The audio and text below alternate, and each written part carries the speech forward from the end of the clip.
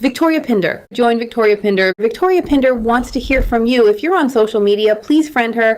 Join Victoria's Bold and Foxy Street team. You can also find her here. Sign up for her newsletter and get a free novella. Follow on Facebook. Follow on Twitter. The Stormbound Billionaire, copyright 2026. This book is a work of fiction. The names, characters, places, and incidents are the product of the author's imagination or are used fictitiously. Any resemble to actual events, business, and establishments, locales, or persons living or dead is entirely coincidental, all rights reserved.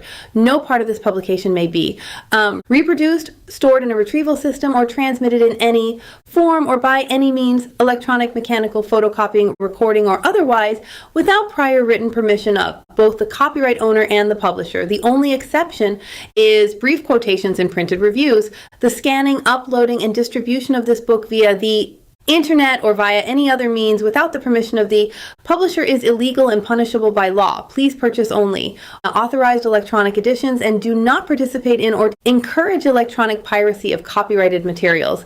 Your support of authors' rights is appreciated. Published in the United States of America. Copyright 2026, Victoria Pinder Love in a book.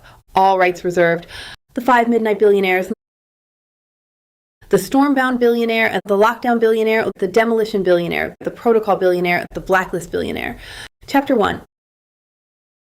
Maya. The humidity in Miami didn't just hang in the air, it stuck to you like a second skin.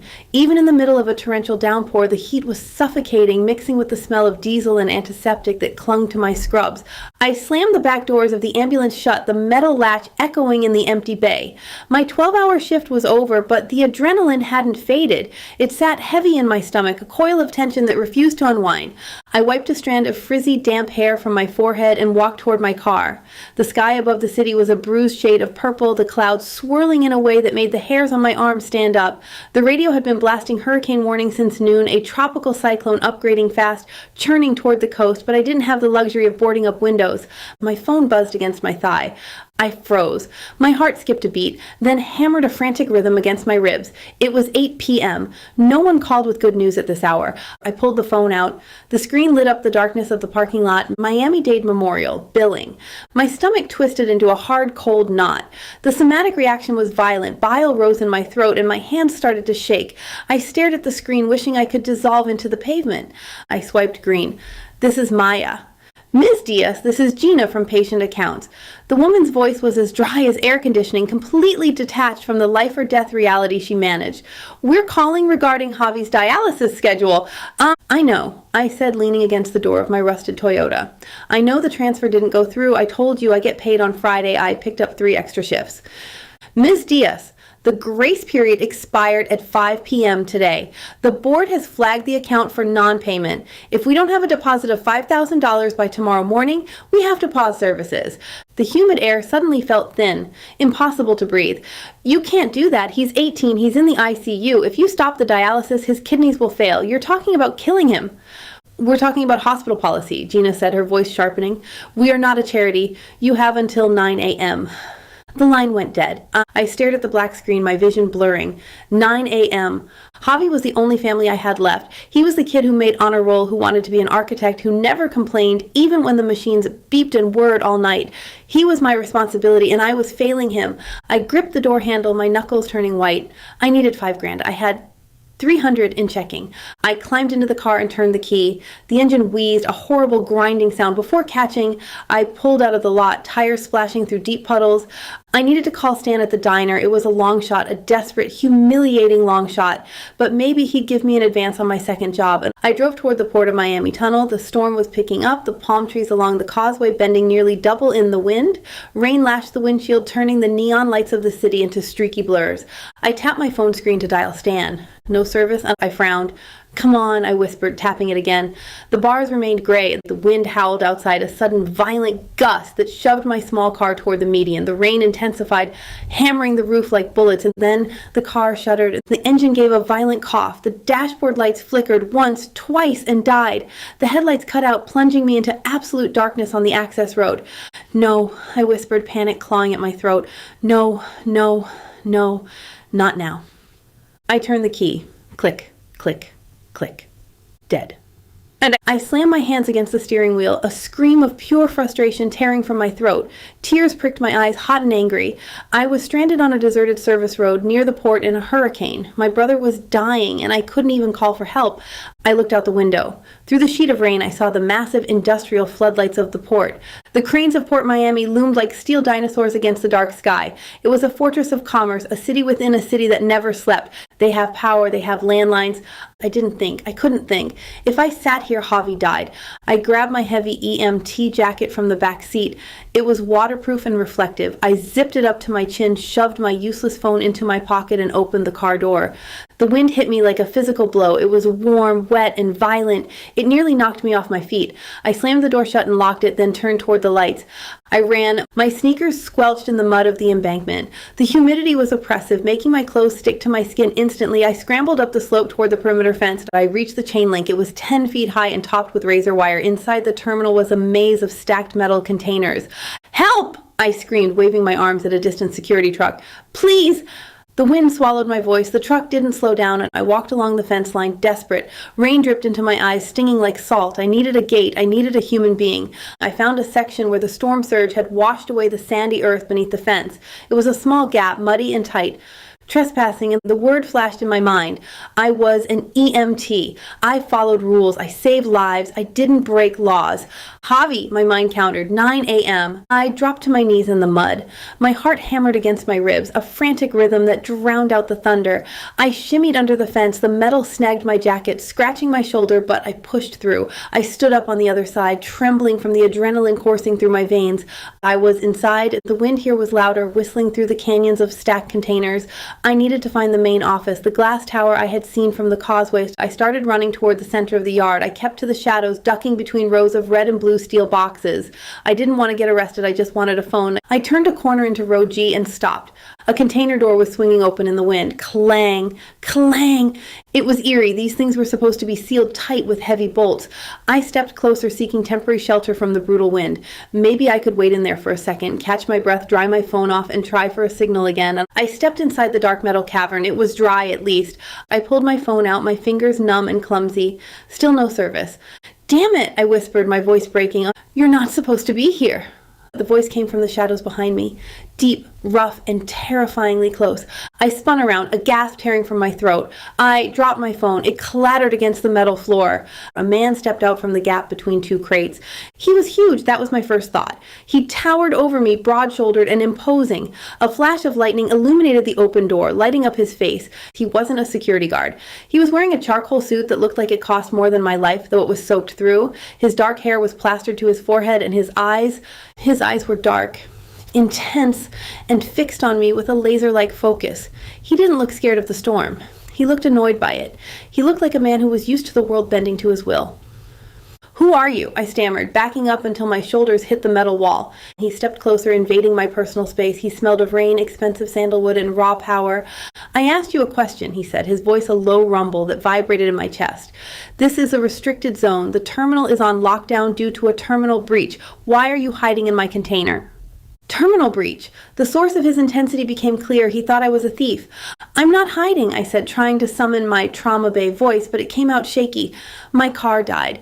On the access road, I need a phone. My brother. I have to make a call." He looked at my scrubs, visible beneath my open jacket. His gaze lingered on the EMT logo, then snapped back to my eyes. "You broke into a shipping terminal in a storm to make a phone call?" He sounded skeptical, cold. "Do I look like an idiot to you?"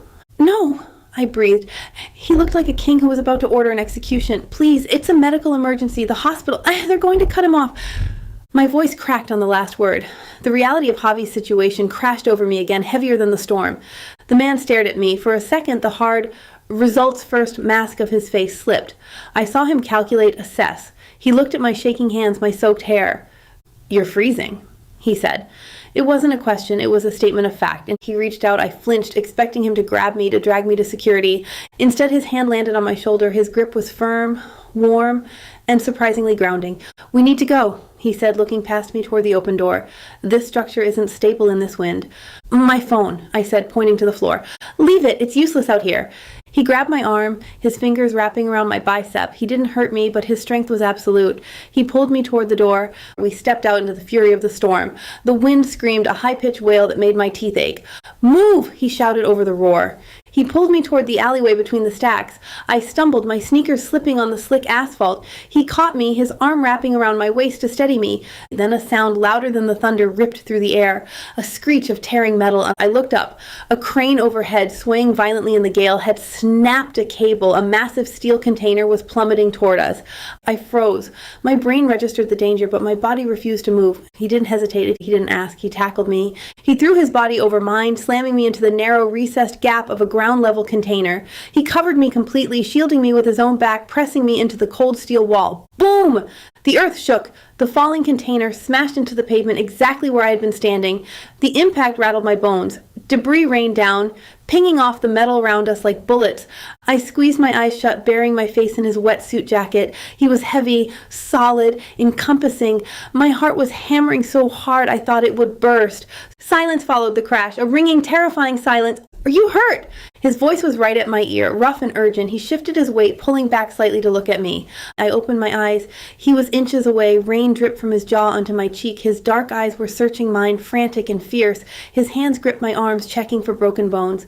I don't think so," I whispered, and he let out a breath, his chest heaving against mine. "Good." He stood up, pulling me effortlessly to my feet. He dusted off his jacket with a sharp, angry motion, reclaiming that aura of untouchable control.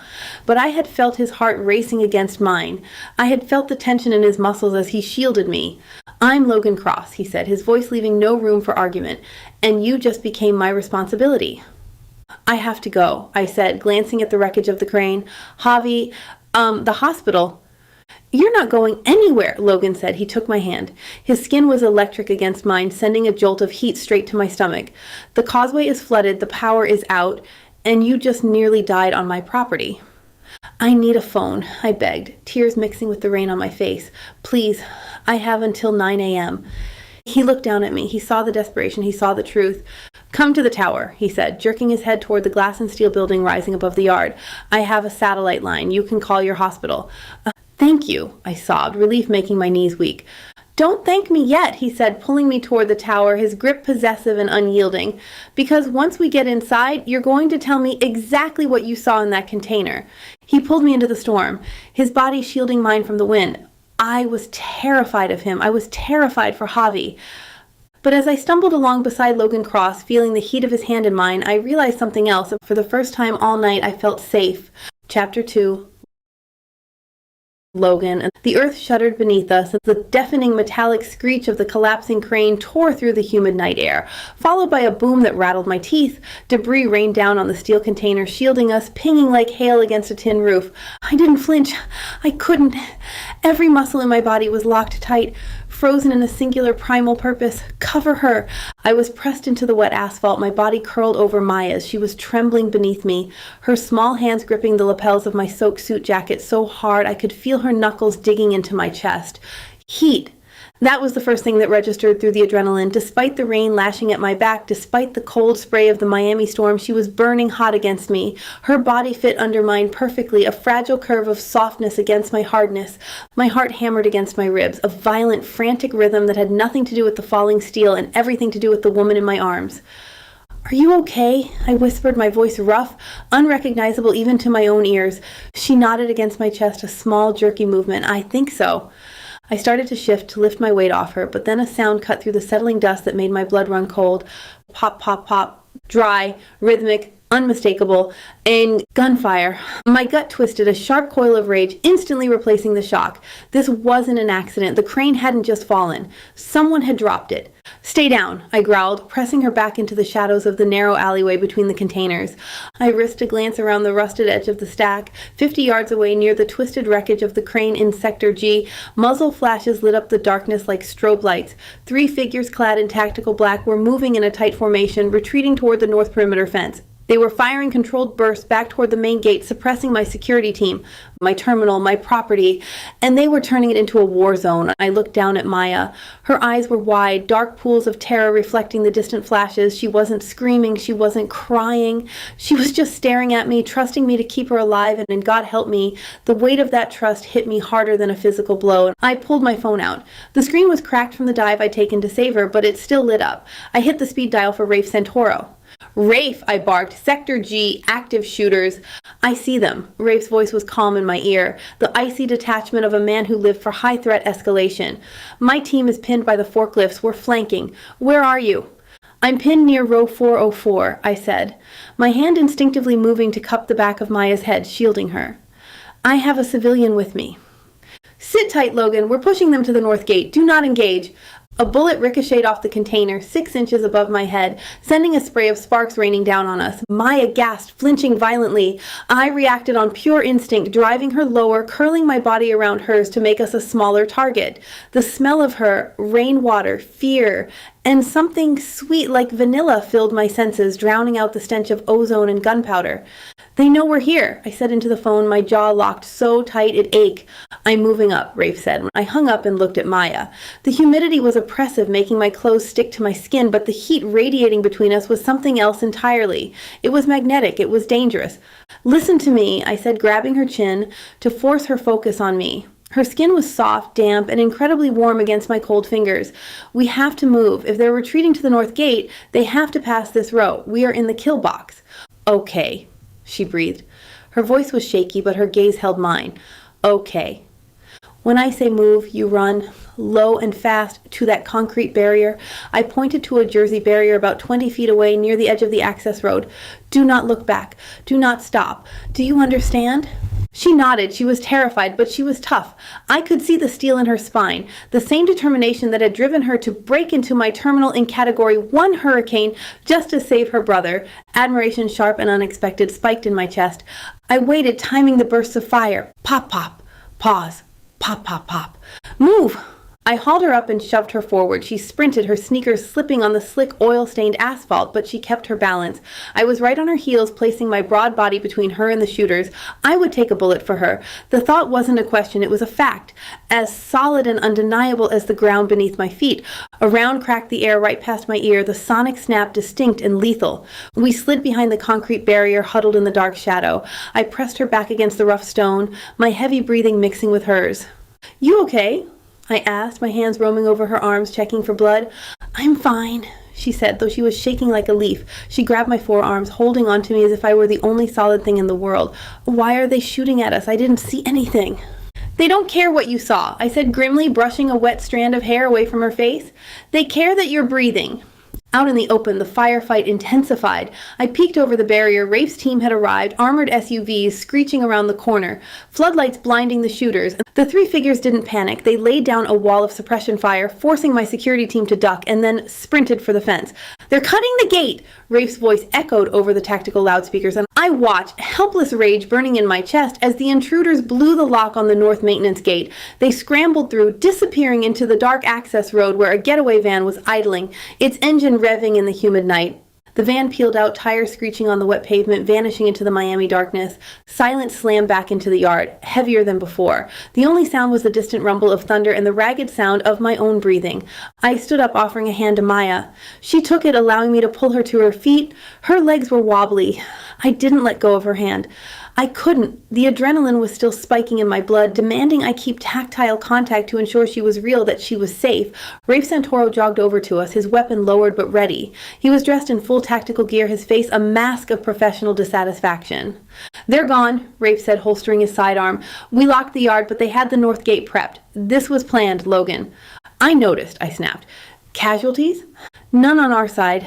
One of them took a hit to the leg, judging by the blood trail, but his buddies dragged him out." Rafe looked at Maya, his sharp gaze assessing her instantly. The intruder?" "This is Maya," I said, my voice dropping to a tone that warned him to back off. I stepped slightly in front of her, shielding her from his scrutiny. "She's with me." Rafe raised an eyebrow but didn't push. He crouched down near the spot where the shooters had been positioned, shining a tactical light on the ground. "Logan," Rafe called out, "look at this." I squeezed Maya's hand. "Stay right here, don't move." I walked over to Rafe. He was using a pen to lift a small plastic strip from a puddle of oil and rainwater, a seal tag, and it was red, torn in half, the jagged edges suggesting it had been ripped off in a hurry. "This look familiar?" Rafe asked. I squinted at the serial number printed on the plastic, CS404G. My stomach dropped. It was the security seal for container 404, the container Maya had been standing in front of, the container Rafe had flagged hours ago for suspicious activity. "It links to the breach," I said, the realization settling like a stone in my gut. They were inside the container when the alarm tripped. They ripped the seal to get whatever was inside out. Or to put something in. Rafe corrected. He stood up, bagging the tag. "Either way, your girl over there, she was standing at ground zero of a smuggling operation."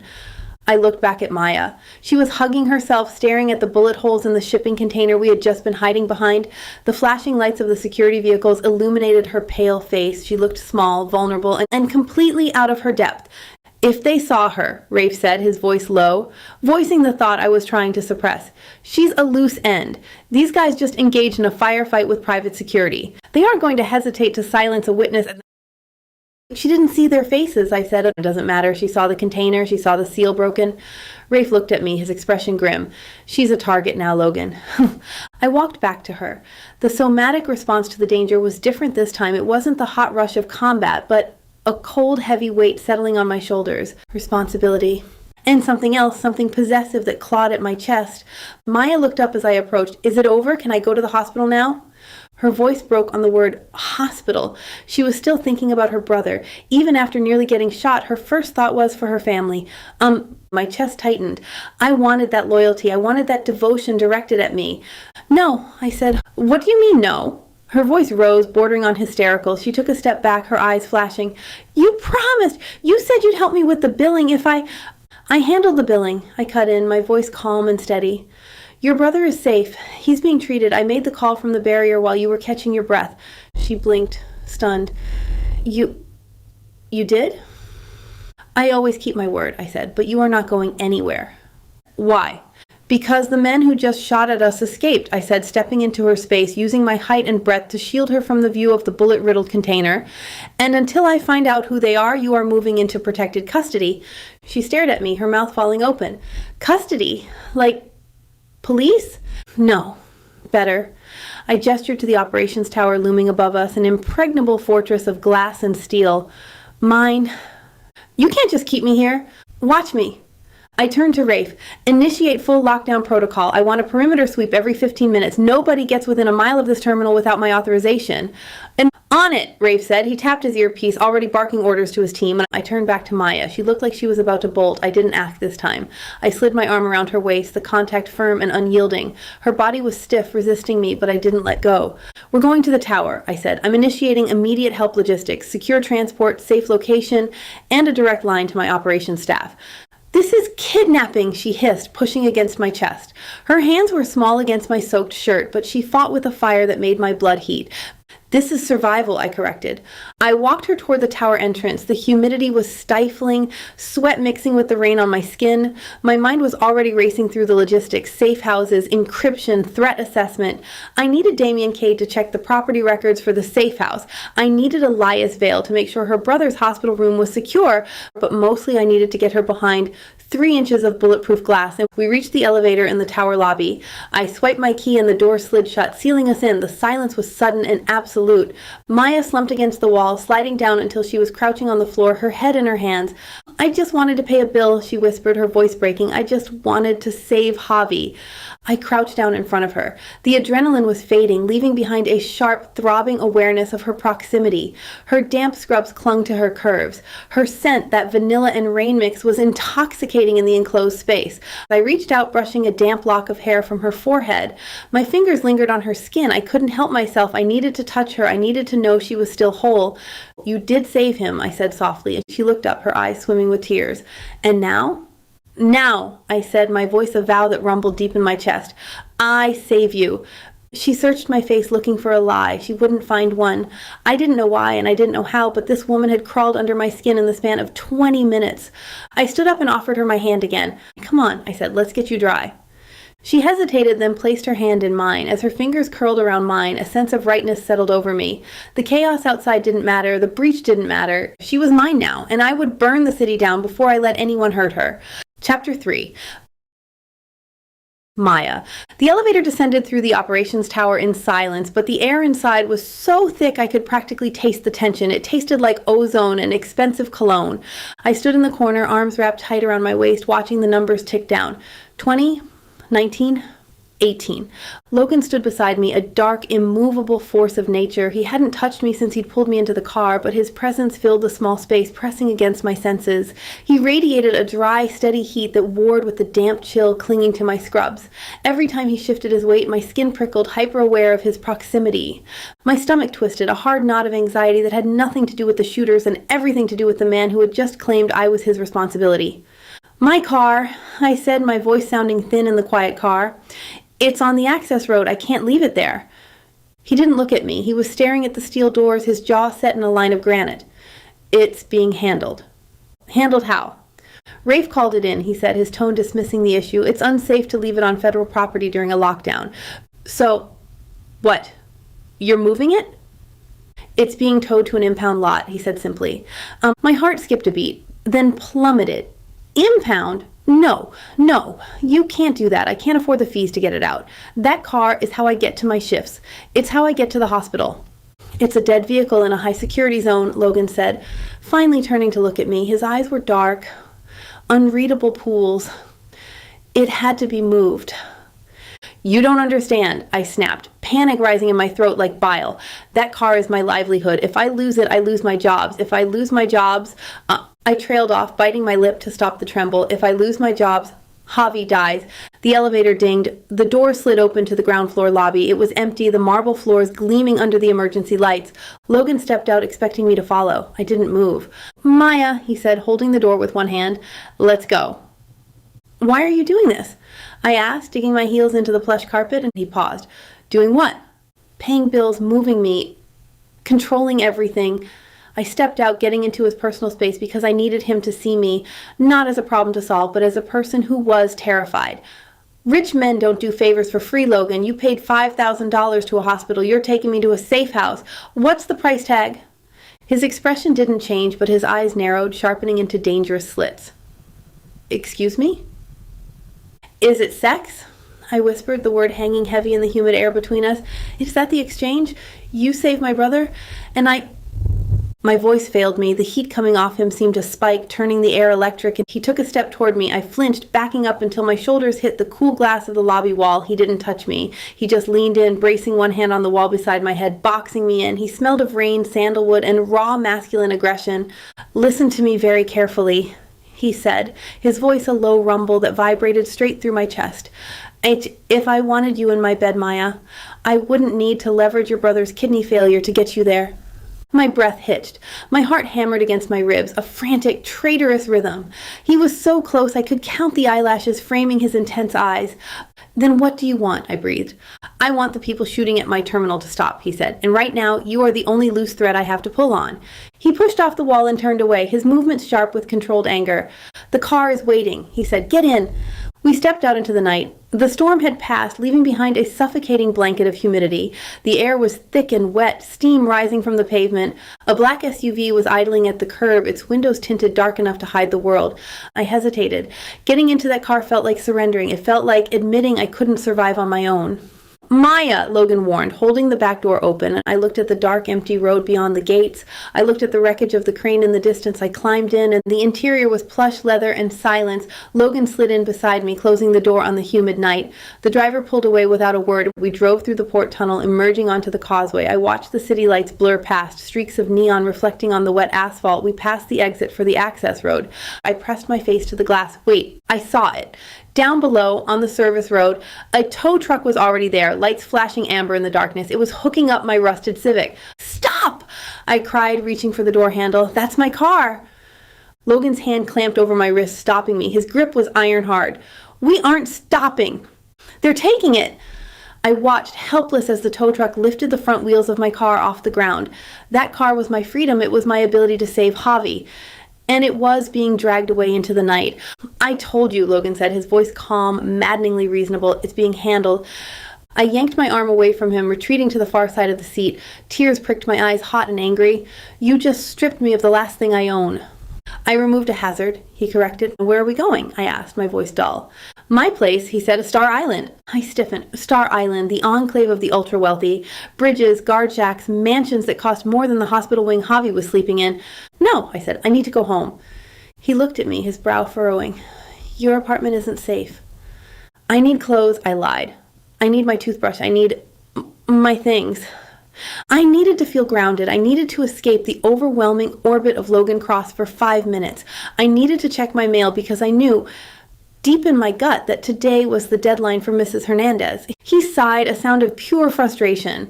He checked his watch, a sleek black timepiece that probably cost more than my tuition. "Fine," he said. "We'll make a stop. 10 minutes, in and out."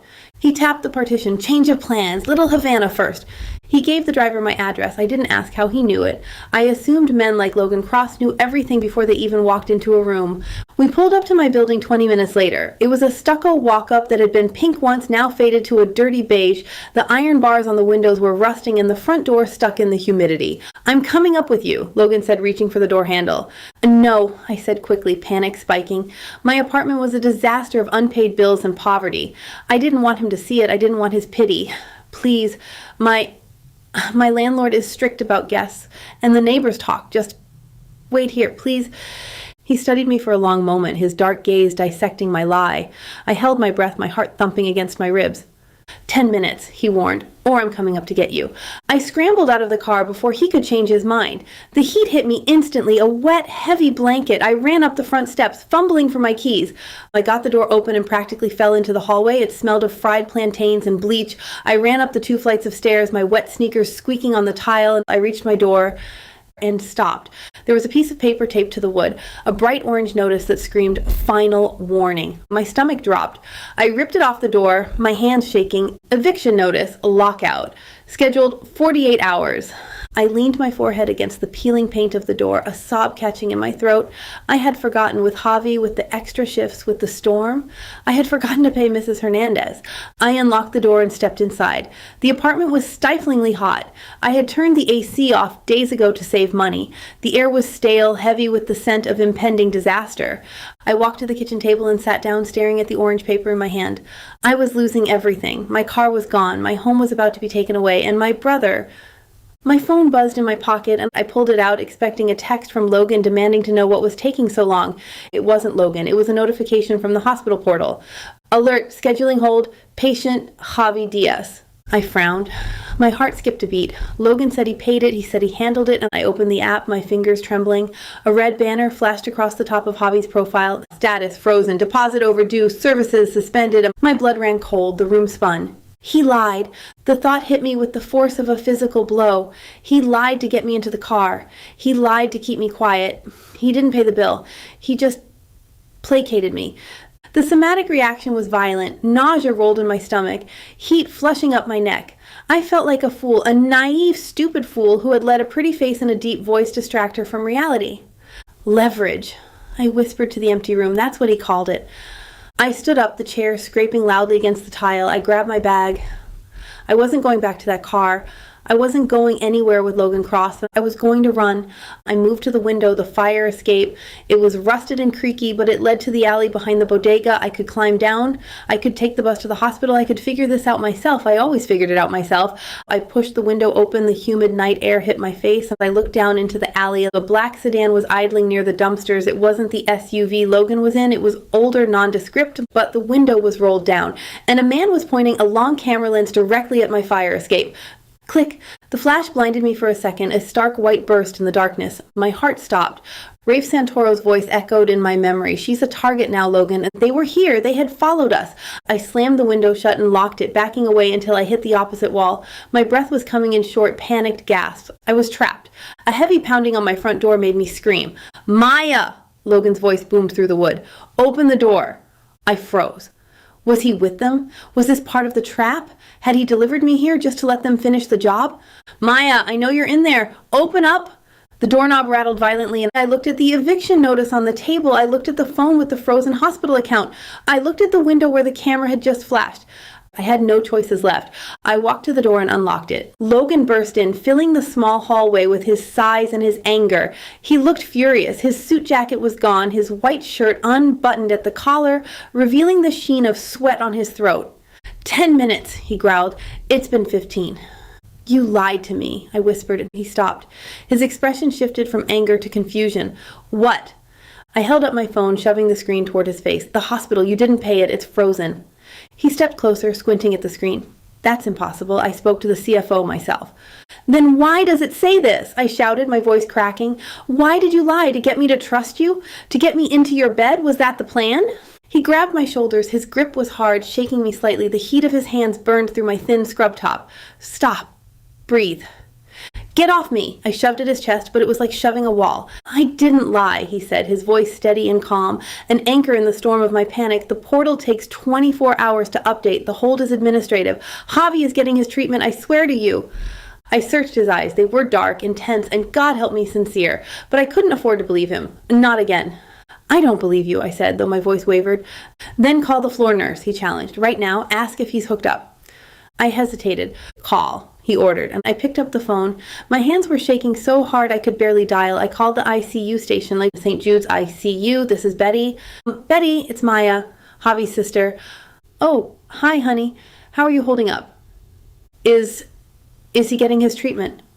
Of course, Betty said, her voice warm. Started 30 minutes ago. He's resting comfortably. The administrator came down personally to clear the flag.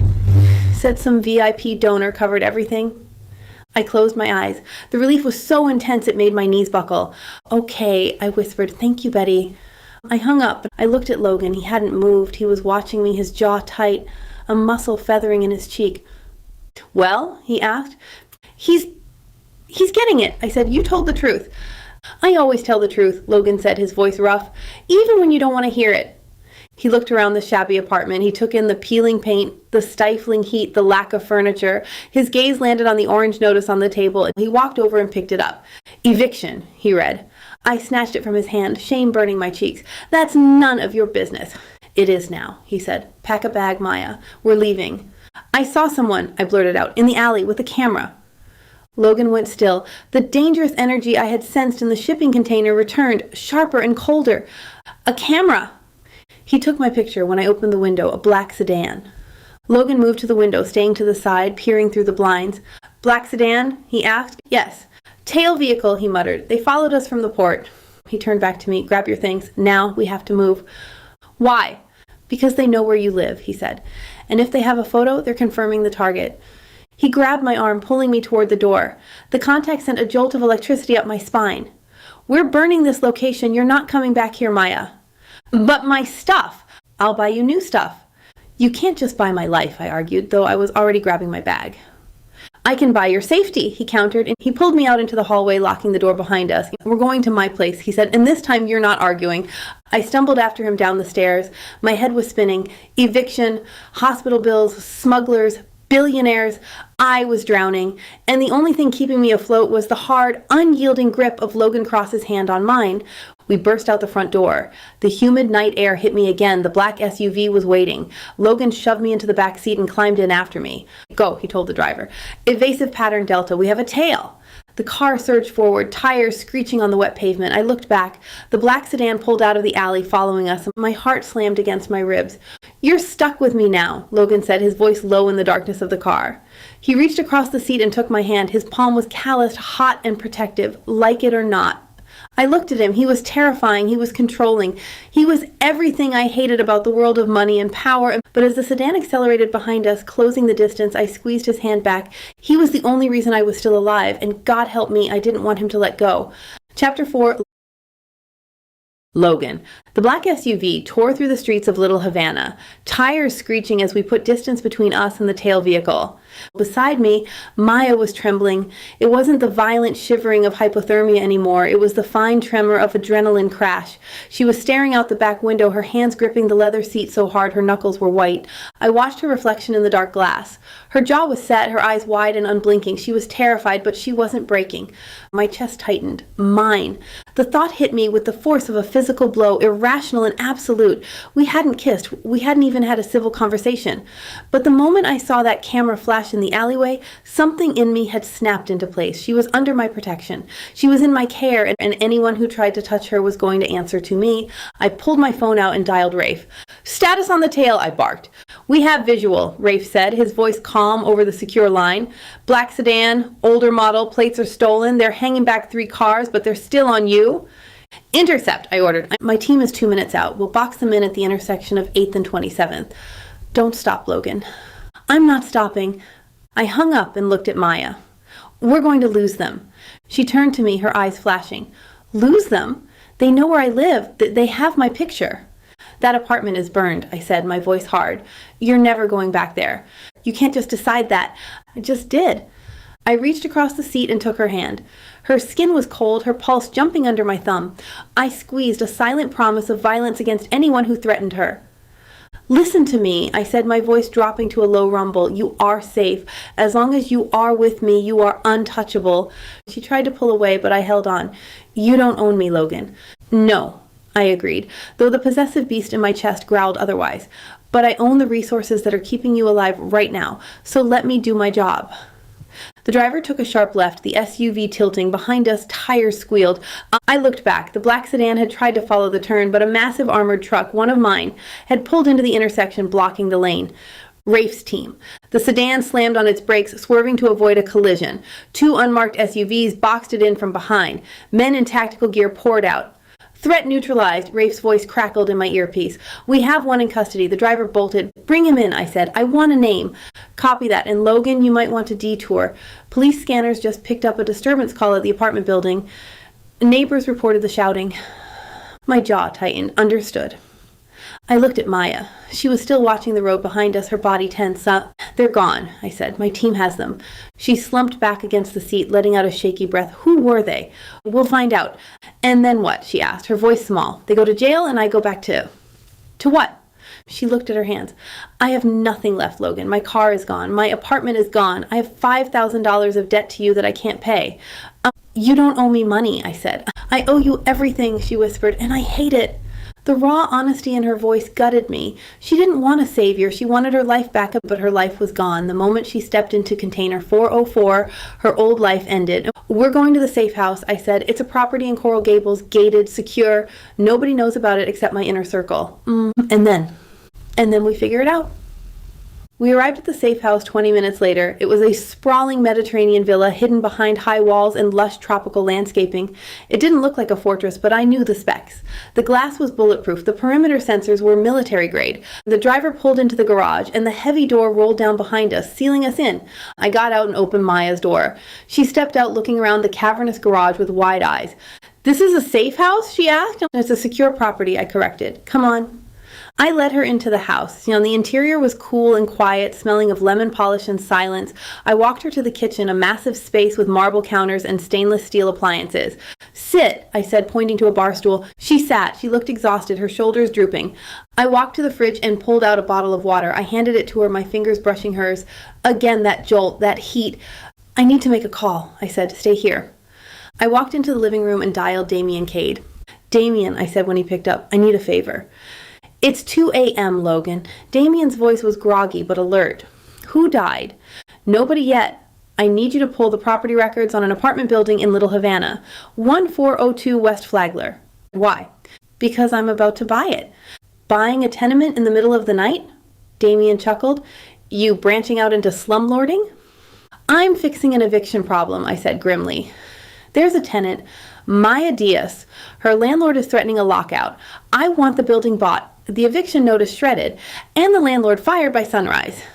Damien whistled. "Maya Diaz, that the girl from the terminal breach?" "She's a witness," I said, my voice warning him not to push. "Right, a witness. So, okay, I'll make the calls. Consider it done." I hung up. One problem solved. I walked back into the kitchen. Maya was staring at the water bottle, turning it over in her hands. Who did you call? She asked. An associate, I said. Your housing situation is being handled. She looked up, her eyes narrowing. Handled how? Did you pay my rent? Better, I said. I'm buying the building. Her mouth fell open. You... What? I'm buying the building, I repeated. Which makes me your new landlord. And as your landlord, I'm canceling the eviction.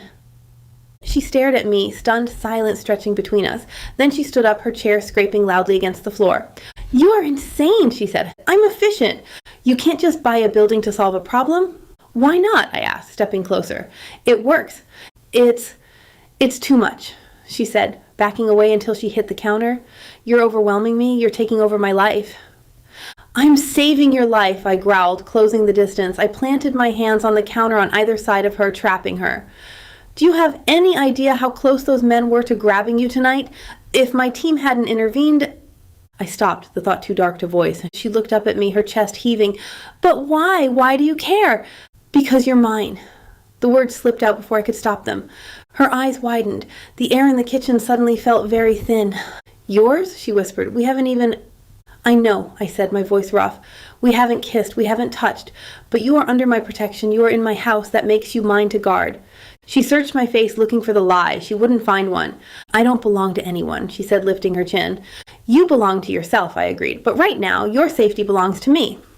My phone buzzed. I pulled back, breaking the tension. It was Rafe. Attacker detained. Police want to process the scene at the apartment. They want to talk to the tenant. I swore softly. What is it? Maya asked. The police, I said. They're at your apartment. They want to question you. Her face paled. I can't talk to the police. If I tell them about Javi, about Leo... You're not talking to anyone, I said. I'll handle it. I dialed Rafe back. Keep her name out of it. They have the eviction notice with her name on it, Logan, Rafe said. They know she lives there. Then make it disappear, I said. Call in a favor with the precinct captain. Tell him this is a private security matter involving cross-shipping assets. Maya Diaz was not there. She is not a suspect. She is not a person of interest. That's a lot of pull, Logan. Use it. I hung up. Maya was watching me, her expression a mix of fear and awe. You just told the police to go away? I told them the truth, I said. You're under my protection. That supersedes their jurisdiction right now. You really are powerful, she whispered. Oh, I have resources, I said, and I'm using them for you. I walked over to the pantry and pulled out a box of pasta. Are you hungry? She blinked, the abrupt shift throwing her off. What? Food, I said. You need to eat. Javi needs you strong. At the mention of her brother, her face softened. Yeah, I'm hungry. I started a pot of water boiling. Domestic? Normal? It was a stark contrast to the violence of the night, but I needed the routine. I needed to do something with my hands other than reach for her. So, she said, leaning against the counter, watching me, what happens tomorrow? Tomorrow we go on the offensive, I said. Rafe is running a threat assessment. We find out who sent those men. We find out who compromised my terminal. And Javi? Javi stays in the hospital until he's well, I said. Elias Vale is ensuring he gets the best care in the city. She looked down at her hands. I can't pay you back for any of this. I told you, I said, turning to face her. I don't want your money. Then what? She asked again, her voice barely a whisper. Everyone wants something, Logan, even you. I looked at her, her damp hair curling around her face, her lips soft and parted, her eyes dark and intelligent and fierce. I wanted her. I wanted her trust. I wanted her safety. I wanted her in my bed, yes, but more than that, I wanted her to look at me and not see a monster.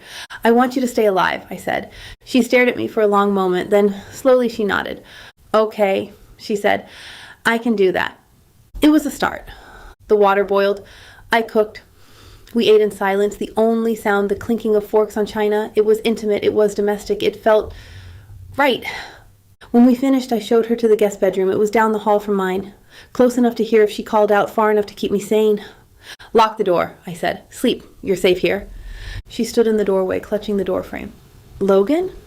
Yeah? Thank you. Good night, Maya.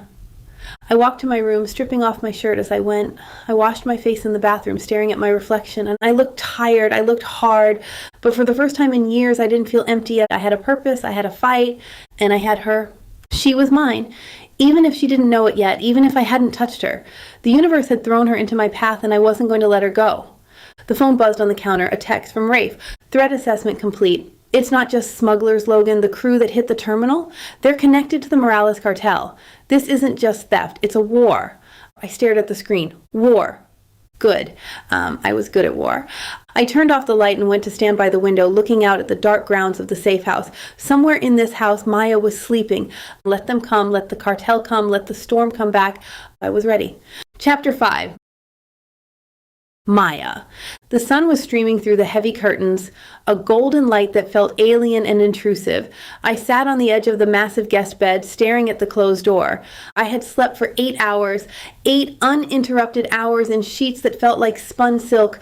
Guilt, sharp and cold, pierced through the comfort.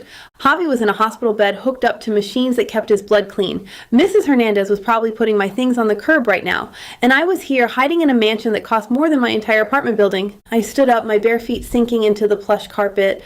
I was still wearing the oversized t-shirt Logan had given me. It smelled like him, clean laundry and sandalwood. It was a scent that made my stomach flutter in a way I hated, and I needed to leave. I walked to the door and turned the handle. It opened easily, no locks, no guards, just a quiet, sunlit hallway lined with modern art. I crept down the hall listening. The house was silent, and I found my way to the kitchen. It was empty, but a pot of coffee was brewing on the counter, the rich aroma filling the air. Next to it was a note written in bold, slashing handwriting. Eat, don't leave. Rafe is running perimeter checks, and I stared at the note. Don't leave. It wasn't a request, it was an order. I don't take orders, I whispered to the empty room. I looked around. My clothes, my damp, dirty scrubs were gone. In their place, neatly folded on a bar stool, was a stack of new clothes. Jeans, a soft gray t-shirt, even a package of underwear. He had bought me clothes. The intimacy of it made my skin burn. He knew my size. He knew I had nothing. He was taking care of me, and it felt like a trap. I grabbed the clothes and ran back to the guest room. I changed quickly, my hands shaking. The jeans fit perfectly. Of course they did. I didn't drink the coffee. I didn't eat the food. I needed to get out of here. I needed to get to work. I walked to the front door. It was a heavy wooden double door with a digital keypad. I tried the handle. Locked. I pressed my hand against the wood. Hello? Nothing. I looked out the sidelight window. The driveway was empty, but at the end of the long winding path, I saw a black SUV parked across the gate. Trapped! Panic flared in my chest. I wasn't a guest. I was a prisoner. A pampered, protected prisoner, but a prisoner nonetheless. I turned and ran toward the back of the house. Patio doors, they had to be unlocked. I found them in the living room, a wall of glass overlooking a pool that sparkled in the morning sun. I unlocked the latch and slid the door open. The humid Miami heat hit me instantly. I stepped out onto the patio. The yard was enclosed by a high wall covered in bougainvillea. It looked beautiful. It looked impenetrable. I walked to the edge of the pool deck, looking for a gate, a gap, anything. Going somewhere. The voice came from the shadows of a cabana. I spun around, my heart leaping into my throat. Rafe Santoro stepped out into the sunlight. He was wearing dark sunglasses and a tactical vest over a black t-shirt. He looked like a soldier on patrol. I need to leave, I said, backing up. Can't let you do that, Rafe said, his voice calm but firm. Lockdown protocol is still in effect. Until Logan clears the threat assessment, nobody leaves the property. I have a job, I shouted, the frustration boiling over. I have a shift at the diner in 2 hours. If I don't show up, I get fired. Do you understand that? Rafe tilted his head. You might want to check your phone. What? Your phone. It's on the patio table. I looked. My phone was sitting there, next to a glass of orange juice. I hadn't even noticed it. I walked over and picked it up. There were 3 voicemails, one from Stan, one from the EMS dispatch. My stomach dropped. I dialed Stan first. Stan, it's Maya. I'm so sorry. I got stuck. Don't bother coming in, Maya. Stan's voice was tight, stressed. We can't have you here. I froze. What? Stan, I've never missed a shift without calling. My car broke down. It's not the car, Stan said. It's the news. There are reporters calling the diner asking if I employ the terminal witness. They're saying you're mixed up with the cartel. I can't have that kind of heat, Maya. Customers are asking questions. Stan, please, it's a misunderstanding. I'm sorry, kid. Come pick up your last check when things cool down, but don't come today. The line went dead. I stared at the phone, my vision blurring. Fired, just like that. I dialed dispatch. My hands were trembling so hard I almost dropped the phone. This is Maya Diaz, I said when the supervisor answered. Maya, Captain Miller said, his voice heavy. We need to suspend you from the rotation effective immediately. Suspend me? Why? Media risk, Miller said. We have press camping out at the station. They have your name, Maya. They know you were at the port. Until this investigation clears, you're a liability in the field. We can't have a target riding in an ambulance. But I didn't do anything, I cried. I was trying to help my brother. I know, but policy is policy. You're on unpaid leave until further notice. The call ended. I stood there in the humid heat, the phone slipping from my fingers and clattering onto the patio stones. Fired, suspended. My income was gone. Instantly, the ground seemed to tilt beneath my feet. How was I going to pay for Javi's meds? How was I going to pay rent on a new place? How was I going to eat? Maya? I turned, and Logan was standing in the doorway of the house. He was wearing jeans and a black t-shirt, his feet bare. He looked sleepy, rumpled, and devastatingly handsome. He walked toward me, his eyes scanning my face. What happened? I lost my jobs, I whispered, both of them. He stopped in front of me. The media? Stan fired me, Dispatch suspended me, they said I'm a risk. I looked up at him, tears burning my eyes. This is your fault. You put me here. You made me a story. I kept you alive, he countered, his voice low. Alive and destitute, I shouted. I have nothing, Logan. No car, no home, no job. How am I supposed to take care of Javi now? Do I just beg you for money? Is that what you want? You want me dependent on you? He reached out, his hand hovering near my arm. I don't want you begging. Then let me go. Let me find a new job. Let me fix this. You can't fix a cartel hit with a job application. He said roughly, you need resources, you need protection. I don't want your charity. It's not charity, he said, it's a job. I blinked, the tears spilling over. What? I'm offering you a job, Logan said, a paid role, here, with me. I laughed, a harsh, brittle sound. Doing what? Being your mistress, keeping your bed warm. His eyes darkened. He took a step closer, crowding me against the patio railing. The heat coming off him was intense, a physical weight. I told you, he growled. I don't pay for sex, and I don't leverage desperation. And then what is this? I gestured to the house, the clothes, the guards. What do you call this? I call it a solution, he said. You need money. I need you close so I can ensure you aren't killed. So I'm hiring you. As what? As a consultant, he said. You know the medical system. You know how to navigate the bureaucracy that's trying to kill your brother. I have a foundation that funds medical grants. It's a mess. I need someone to organize it. I stared at him. You're making this up. I'm not, he said. It's a legitimate role. Documented hours, a salary, benefits. And the advance? I asked, my voice trembling. Because I need money now. Today. An advance is standard, he said. Tied to your contract, deducted from your paycheck. It sounded real. It sounded like a lifeline, but it also sounded like a cage, a gilded, comfortable cage with Logan Cross holding the key. I won't just take your word for it, I said, wiping my face. I want it in writing. He nodded. Done. I want a contract, legally binding, enforceable.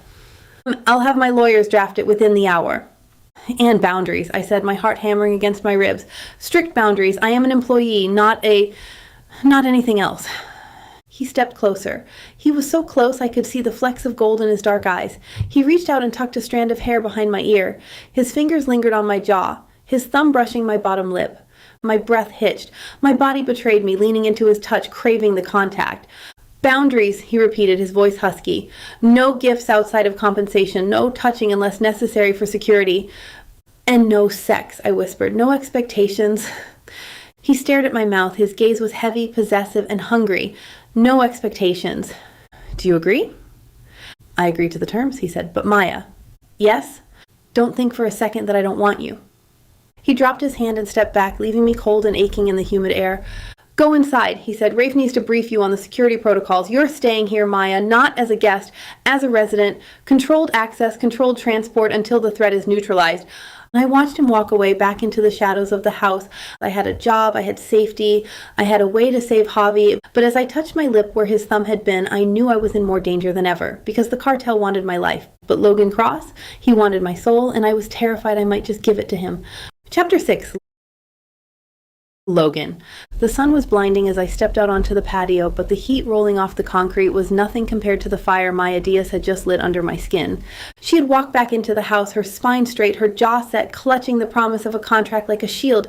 She was terrified, she was desperate, but she wasn't broken, and God help me, that resilience was the most dangerous thing about her. I watched the glass door slide shut behind her, sealing her into the cool, climate-controlled safety of my home. Then I turned to Rafe Santoro, who was standing by the pool cleaning his sunglasses with a microfiber cloth. Well, I asked, my voice rough. Well, Rafe drawled, sliding the shades back onto his face. She's got fight, I'll give her that. Most people would have taken the check and run. She's not most people, I said. Did you hear the terms? Loud and clear. Employee status, salary, benefits, no funny business. Rafe raised an eyebrow. You sure about this, Logan? Bringing a civilian this deep inside the perimeter is risky. Hiring her? That leaves a paper trail. A paper trail is exactly what I need, I countered. If she's just a guest, she's vulnerable. If she's an employee, she has a reason to be here. She has legitimacy. I walked to the patio table and picked up my phone. I dialed my legal team. Draft a consulting agreement, I ordered the moment my attorney picked up. Standard NDA, non-compete exclusivity clause. The role is operations consultant for the Cross Foundation. Salary is tier 1. Tier 1? The lawyer asked, surprised. That's executive level, Logan. She's handling sensitive medical logistics, I said, and add a signing bonus, $5,000 net. Effective date? Today. Have it ready for signature within the hour. And route the signing bonus through the foundation's escrow account. I don't want it coming from my personal funds. It needs to look clean. Understood. I hung up. Routing the money through the foundation created a layer of professional distance. It wasn't a handout from a billionaire. It was compensation from a nonprofit. It was dignity. And dignity was the only currency Maya seemed to value right now. Okay, I said to Rafe. Now we handle the logistics. I want her credentialed. Full access badge. Parking clearance at the tower. I want her name on the payroll by noon. You're making her a target, Rafe warned. If the cartel digs into your staff, if they dig, they'll find a legitimate employee with a legitimate reason to be around me, I said. It controls the optics. If she's just some girl I'm hiding, she's a weakness. If she's my consultant, she's an asset. Asset or not, she needs protection. She gets full detail, I said. Scheduled pickups, monitored routes, controlled comms. Nobody gets near her without going through you or me. Rafe nodded. I'll set up the rotation, but Logan, you might want to be careful. Careful of what? You're blurring the lines, Rafe said. You're her boss, her landlord, her protector, and judging by the way you look at her, you want to be a lot more. I shot him a glare. We have boundaries, strict ones. Uh-huh. Good luck with that. Rafe walked off toward the security office, leaving me alone with the humid Miami air and the memory of Maya's soft skin under my thumb. No expectations, that was the deal. But my body didn't seem to care about contracts. My blood was still humming from the proximity, from the challenge in her eyes. I wanted her. That wasn't a question. The erotic spark was there. Undeniable and potent, but I wasn't going to act on it. Not like this. Not when she was cornered. I walked back into the house. The air conditioning hit me, cooling the sweat on my neck. I found Maya in the living room. She was sitting on the edge of the sofa, her posture rigid. She had found a notepad and was writing furiously. Making a list? I asked. She looked up, startled. Budgets. I need to figure out how to allocate the advance. Rent. Javi's meds. Food. The advance will cover it, I said, and the salary is substantial. She looked at me, her eyes searching mine. Why tier 1? I heard you on the phone. That's executive pay. Because you're solving an executive problem, I said. My foundation is a mess. It needs structure. You provide that. I was an EMT, she said, not a CEO. You managed trauma triage in a crisis, I countered. You navigated a broken hospital billing system in a hurricane. You have the skills I need, Maya. Don't undervalue yourself. She looked down at her notepad. I don't want to owe you. You won't, I said. You'll earn every cent. My phone buzzed. It was the lawyer. The contract was ready. Come with me, I said. Let's make this official. We went to my home office. It was a masculine room, dark wood and leather, smelling of old books and ambition. I printed the contract and laid it on the desk. Maya read every word. She traced the lines with her finger, her brow furrowed in concentration. She checked the clauses, the exit terms, the confidentiality agreements. Good, she was cautious. She was verifying everything. I respected that. People pursued me for money every day. Her wariness proved she wasn't one of them. Finally, she picked up the pen. Her hand hovered over the signature line. This is real? She asked, looking up at me. This isn't a game? It's a contract, I said. It's binding. If I violate the terms, you can sue me. She signed. Her signature was small, neat, and precise. Done, I said, taking the paper. Welcome to the team. Thank you, she whispered. Don't thank me, I said. Get to work. I handed her a laptop. Access the foundation portal, start auditing the grant requests. I want to report on the inefficiencies by tomorrow. She blinked. You're serious? Dead serious. You wanted a job. Do the job. I walked out of the office, leaving her to it. I needed distance. I needed to focus on the threat, not the woman sitting at my desk. And I spent the next 3 hours in the security command center with Rafe. We reviewed the terminal footage again. We tracked the black sedan. We traced the license plates to a shell company owned by the Morales cartel. It was a confirmation, but it didn't solve the problem. They knew who she was. They knew she was with me. We need to move, Rafe said, pointing to the screen. We can't stay at the safe house forever. It's secure, but it's isolated. If they mount a full assault, we're moving her to the penthouse, I decided. My building in Brickell, it has controlled access, private elevators, and better night lines. Close quarters, Rafe noted. Operational proximity, I corrected. It's safer. And it meant she would be living with me in my space, sleeping down the hall, and my chest tightened. It was a dangerous game. Every moment we spent together, the boundaries we had set would be tested. The repeated touch points, escorting her to the car, sharing vehicle space, eating meals would erode my resolve, but I didn't have a choice. Her safety was the priority. I walked back to the office. Maya was deep in the spreadsheets, her hair falling into her eyes. She looked focused, competent, beautiful. Pack up, I said. We're moving. She looked up, startled. Moving? Where? The penthouse, I said. Rafe thinks the safe house is too exposed. We need height and density. She closed the laptop. Okay. She didn't argue. She trusted me on the security. That was progress. We walked to the garage. The black SUV was waiting. I opened the door for her, my hand brushing her arm as she climbed in. Heat flared, instant, visceral. I gritted my teeth and climbed in beside her. The space in the back seat felt smaller than usual. Her knee brushed mine as the car turned. So, she said, looking out the window as the gates rolled open, the foundation, I found some irregularities. Irregularities? In the vendor payments. You're overpaying for medical supplies by a lot. I looked at her. Show me. She opened the laptop on her knees. She leaned toward me to point at the screen. Her shoulder pressed against my arm. Her scent filled my head. Here, she said, her voice steady, though I saw the pulse jumping in her throat. These invoices, they don't match the market rate for dialysis equipment. I looked at the numbers. She was right. Someone was skimming. Good catch, I said, my voice low. I know what things cost, she said. I've been fighting for every penny for Javi's treatment. You're good at this, I said, and she looked up at me. Our faces were inches apart. The air in the car seemed to stop moving. I'm doing my job, she whispered. You are, I agreed. I wanted to kiss her. I wanted to taste the competence and the fire on her lips. I wanted to pull her into my lap and forget about contracts and cartels, but I had promised, no expectations. I pulled back, creating an inch of space that felt like a mile. Keep digging, I said. Find me more. She nodded and turned back to the screen, but her hands were trembling slightly. We arrived at the penthouse building. It was a glass needle piercing the Miami skyline. We took the private elevator to the top floor, and the penthouse was sleek, modern, and cold. White marble, chrome, floor-to-ceiling views of the ocean. This is big, Maya said, stepping into the foyer. It's secure, I said. Guest room is on the east wing. I'm on the west. We have privacy. Okay, she said. Rafe will be stationed in the lobby, I added, and I have a team on the roof. You're safe here. I know, she said. She walked to the window looking out at the city lights. She looked small against the vastness of the view. Javi called, she said softly. How is he? Better. The treatment is working. He asked where I was. What did you tell him? I told him I got a new job, she said. A really good one with a boss who cares about the details. She turned to face me. Thank you, Logan, for the job, for the advance, for Javi. It's business, I lied. Is it? She asked. She walked toward me. She stopped a foot away. You kept your promise, she said. You haven't touched me. You haven't asked for anything. I signed a contract, I said, my voice rough. You did. She searched my face. But you want to? Yes, I admitted. I want to. Why don't you? Because you're scared, I said. And you're vulnerable, and I don't take advantage of women who have no other choice. She looked at me for a long moment. I have choices now, she said. I have a salary. I have an apartment waiting for me when this is over. I'm not trapped anymore. You're still in danger, I reminded her. Yes, but I'm not helpless. She reached out and took my hand. Her fingers were warm. I'm going to go to my room, she said. I have work to do for the foundation. Okay, I said. But Logan? Yeah? Maybe expectations can change. She dropped my hand and walked away down the long hallway to the east wing. I watched her go. My heart was hammering against my ribs. She was opening the door. Just a crack. Just a sliver. But it was enough.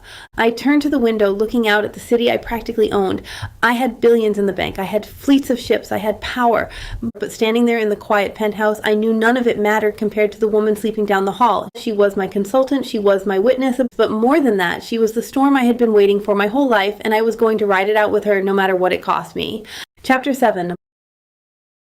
Maya. The operations tower of Cross Shipping loomed against the Miami sky like a jagged shard of glass reflecting the brutal morning sun. It was a fortress of steel and power, and for the first time in my life, I had a key card that let me walk through the front door.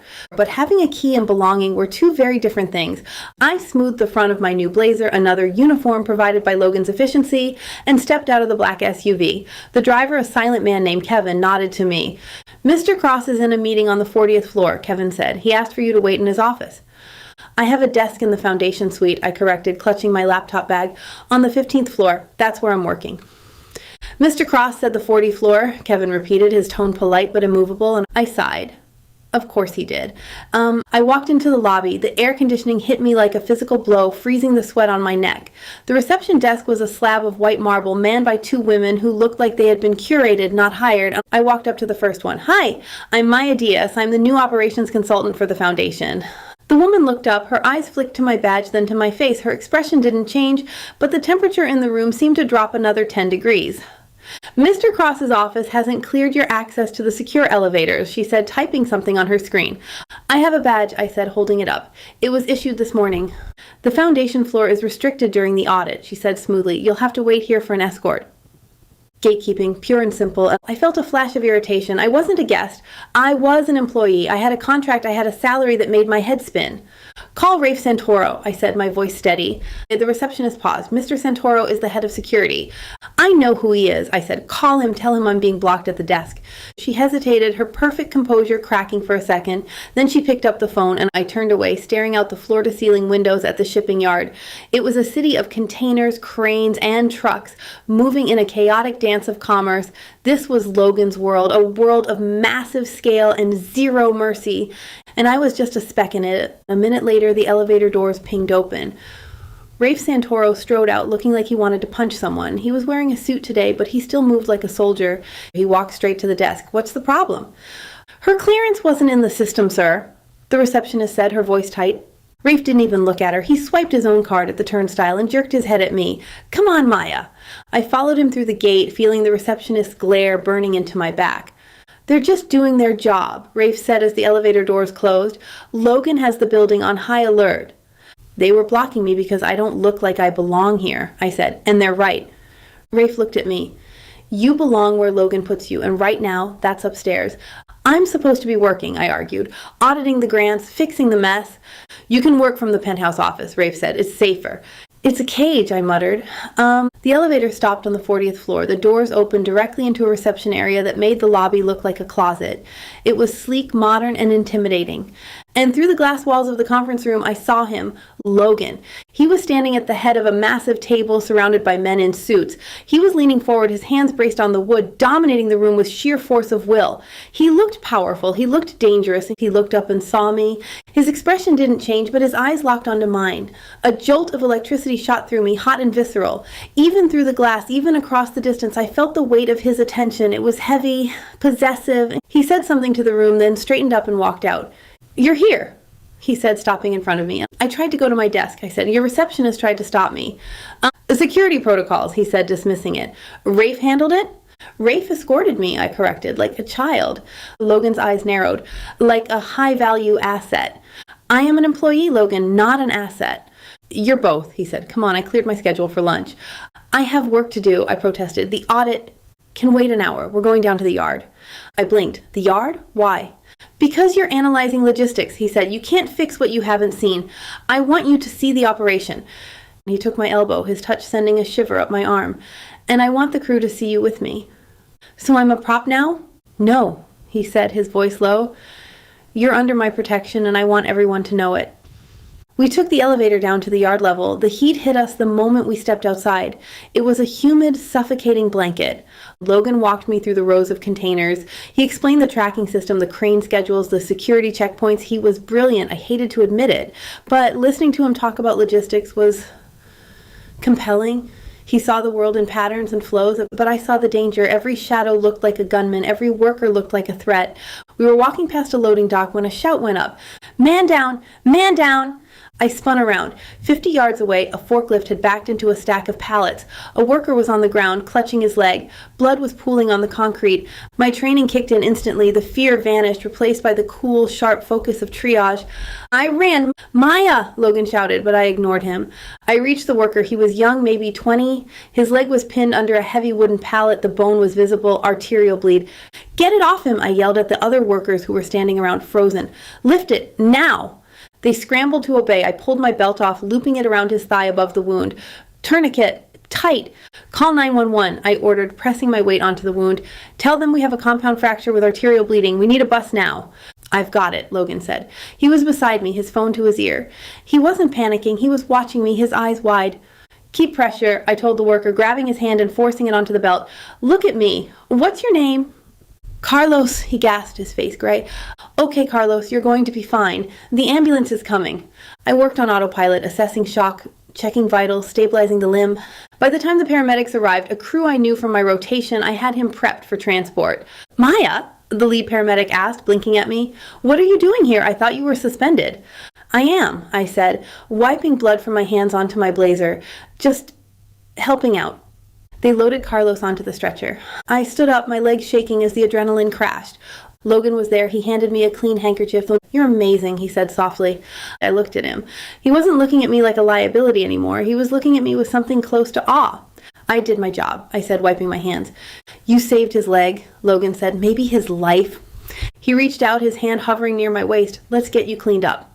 I stepped back. "I'm fine." "You're covered in blood, Maya." "It's not mine," I said. "I need to go back to work." "You need to rest." "I need to work," I insisted. "I need to earn my paycheck, Logan. I need to prove that I'm here for a reason other than you." He studied me for a long moment, then he nodded. "Okay," he said, "back to the office." We walked back to the tower in silence. The workers watched us pass. They weren't looking at me with suspicion anymore. They were looking at me with respect. I had taken control. I had proven my worth. But as we stepped into the elevator and the doors closed us in together, the air grew heavy again. Logan moved closer. He reached out and touched my cheek, his thumb brushing away a smear of dirt. "You were incredible out there," he whispered, and my heart hammered against my ribs. I leaned into his touch for a split second, craving the comfort, the heat. Then I pulled away. "Oh, don't," I said. "Oh, why not?" "Because you still have all the leverage," I said, meeting his gaze. "You pay my salary, you own my apartment, you control my safety. Until that changes, until I'm standing on my own 2 feet, we can't do this." He stared at me, his eyes dark with frustration and desire. "Fine," he said, his voice rough. "No touching." He stepped back, creating a foot of distance that felt like a canyon. "But Maya." "Yes?" "I'm not going to stop wanting you." "I know," I whispered. "That's what I'm afraid of." The elevator dinged. I walked out, head held high, back to my gilded cage. I had won a small victory today. I had saved a man. I had earned respect. But the war with Logan Cross, that was just beginning. And I had a feeling the hardest battle wouldn't be fighting him off. It would be fighting the part of me that wanted to surrender. Chapter 8. Logan. The incident in the yard had been a wake-up call, and I stood at the window of my penthouse office watching the sun rise over the port of Miami. Down below, the terminal was already buzzing, a hive of organized chaos. But my mind was still on yesterday, on the blood on Maya's hands, the grit in her eyes, and the way she had commanded a triage scene like a general. She wasn't just a survivor, she was a force, but she was also right. The leverage I held over her was a wall between us. Salary, housing, safety. I controlled all of it, and I turned away from the window and walked to my desk. If I wanted to break down that wall, I had to stop acting like her jailer and start acting like her partner. I picked up the phone and dialed the foundation director, Elena. "Good morning, Mr. Cross," Elena said, her voice crisp. "Elena, I'm authorizing a wardrobe allowance for our new consultant," I said. "Route it through the foundation's operational expenses. It's for the upcoming gala." "The Hope Gala?" Elena asked. "That's in 2 days." "Exactly. Maya Diaz will be attending with me. I want her outfitted. Schedule a stylist to come to the penthouse this afternoon. And Elena, make it substantial. She needs to look like she belongs in the boardroom, not just the back office." "Understood. Anything else?" "Yes. Authorize a company vehicle for her. Something secure but unassuming. An Audi SUV, armor plating." "Done." I hung up. Wardrobe. Transport. These were tools, not gifts. They were necessities for the role I was crafting for her, a role that would legitimize her presence in my world and hopefully remove the mystery witness target from her back. I walked out of my office and took the private elevator down to the penthouse residence. It was quiet. The morning light filtered through the sheer curtains, softening the hard edges of the modern furniture. I found Maya in the kitchen. She was sitting at the island, a mug of coffee in her hand, staring at a tablet. She was wearing one of my shirts again, her hair messy from sleep, and the sight of her hit me like a physical blow. She looked right. She looked like she belonged here, in my kitchen, wearing my clothes. "Good morning," I said, my voice rougher than I intended. She looked up, startled. "Oh, hi." She pulled the shirt tighter around herself. "I was just checking Javi's labs. His numbers are up." "Good," I said. "That's good." I walked to the coffee maker and poured myself a cup. I leaned against the counter, keeping a respectful distance. "We need to talk about the schedule." She stiffened. Am I fired? No, I said. You're promoted. She blinked. Promoted? I've been here 2 days. And in those 2 days, you've identified financial irregularities and saved a man's life, I said. I'm accelerating your integration. Tomorrow night is the Hope Gala. It's a charity event for the foundation. You're coming with me. A gala? She looked horrified. Logan, I don't do galas. I don't have a dress. I don't know how to talk to those people. You'll be fine, I said. It's a work event. You're the operations consultant. It normalizes your presence. If people see you with me, publicly, professionally, it reduces the speculation. You stop being a mystery woman and start being a staff member. So it's a cover, she said. It's a strategy, I corrected. And as for the dress, a stylist is coming at 2 p.m. The foundation provides a wardrobe allowance for executive staff. It's in your contract. She narrowed her eyes. Is it? Check page 4, I lied smoothly. I'd have legal add the addendum before she looked. She sighed, running a hand through her hair. Fine, a gala. I can do a gala. And the car, I added. What car? The foundation provides transport for field consultants, I said. There's an Audi in the garage. Keys are on the counter. It's yours to use, to get to the hospital, to get to the office, to have freedom. She stared at the keys sitting on the marble. She didn't reach for them. Her hands were trembling slightly. You're giving me a car? I'm providing a company asset, I said. It's tracked. It's armored. It keeps you safe without keeping you trapped. She looked at me, her eyes wide and searching. Why are you doing this? Because you said I had all the leverage, I said softly. I'm trying to even the scales. She stood up and walked over to the keys. She picked them up, the metal clinking in the quiet kitchen. Thank you, she whispered. Don't thank me, I said. Just drive carefully. I turned to leave, needing to get back to work before I did something stupid like kiss her. But she stopped me. Logan? I turned back. Yeah? About yesterday, she said. In the yard. When you touched my face. My heart hammered against my ribs. What about it? You stopped, she said. You pulled away. I promised you, I said, my voice dropping. No touching. She took a step toward me. She was still holding the keys, clutching them like a lifeline. I know, she said, but maybe I didn't want you to stop. The air in the kitchen suddenly felt very thin. I looked at her, really looked at her. Her lips were parted, her eyes were dark with confusion and desire. She was opening the door. I crossed the distance between us in 2 strides. I didn't touch her. I just stood there towering over her, letting the heat of my body radiate toward her. Maya, I warned, be very sure. I'm not sure of anything, she whispered. My life is a mess.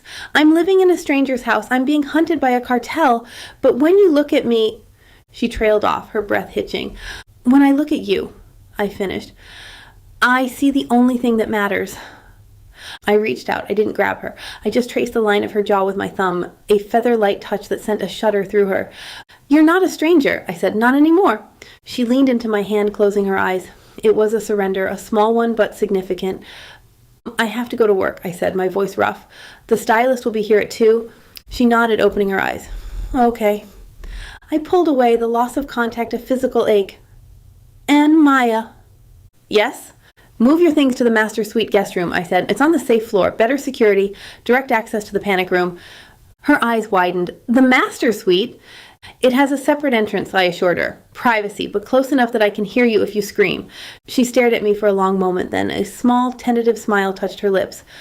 Okay, she said. I'll move. I walked out of the penthouse, my blood singing. She was moving closer, literally and figuratively.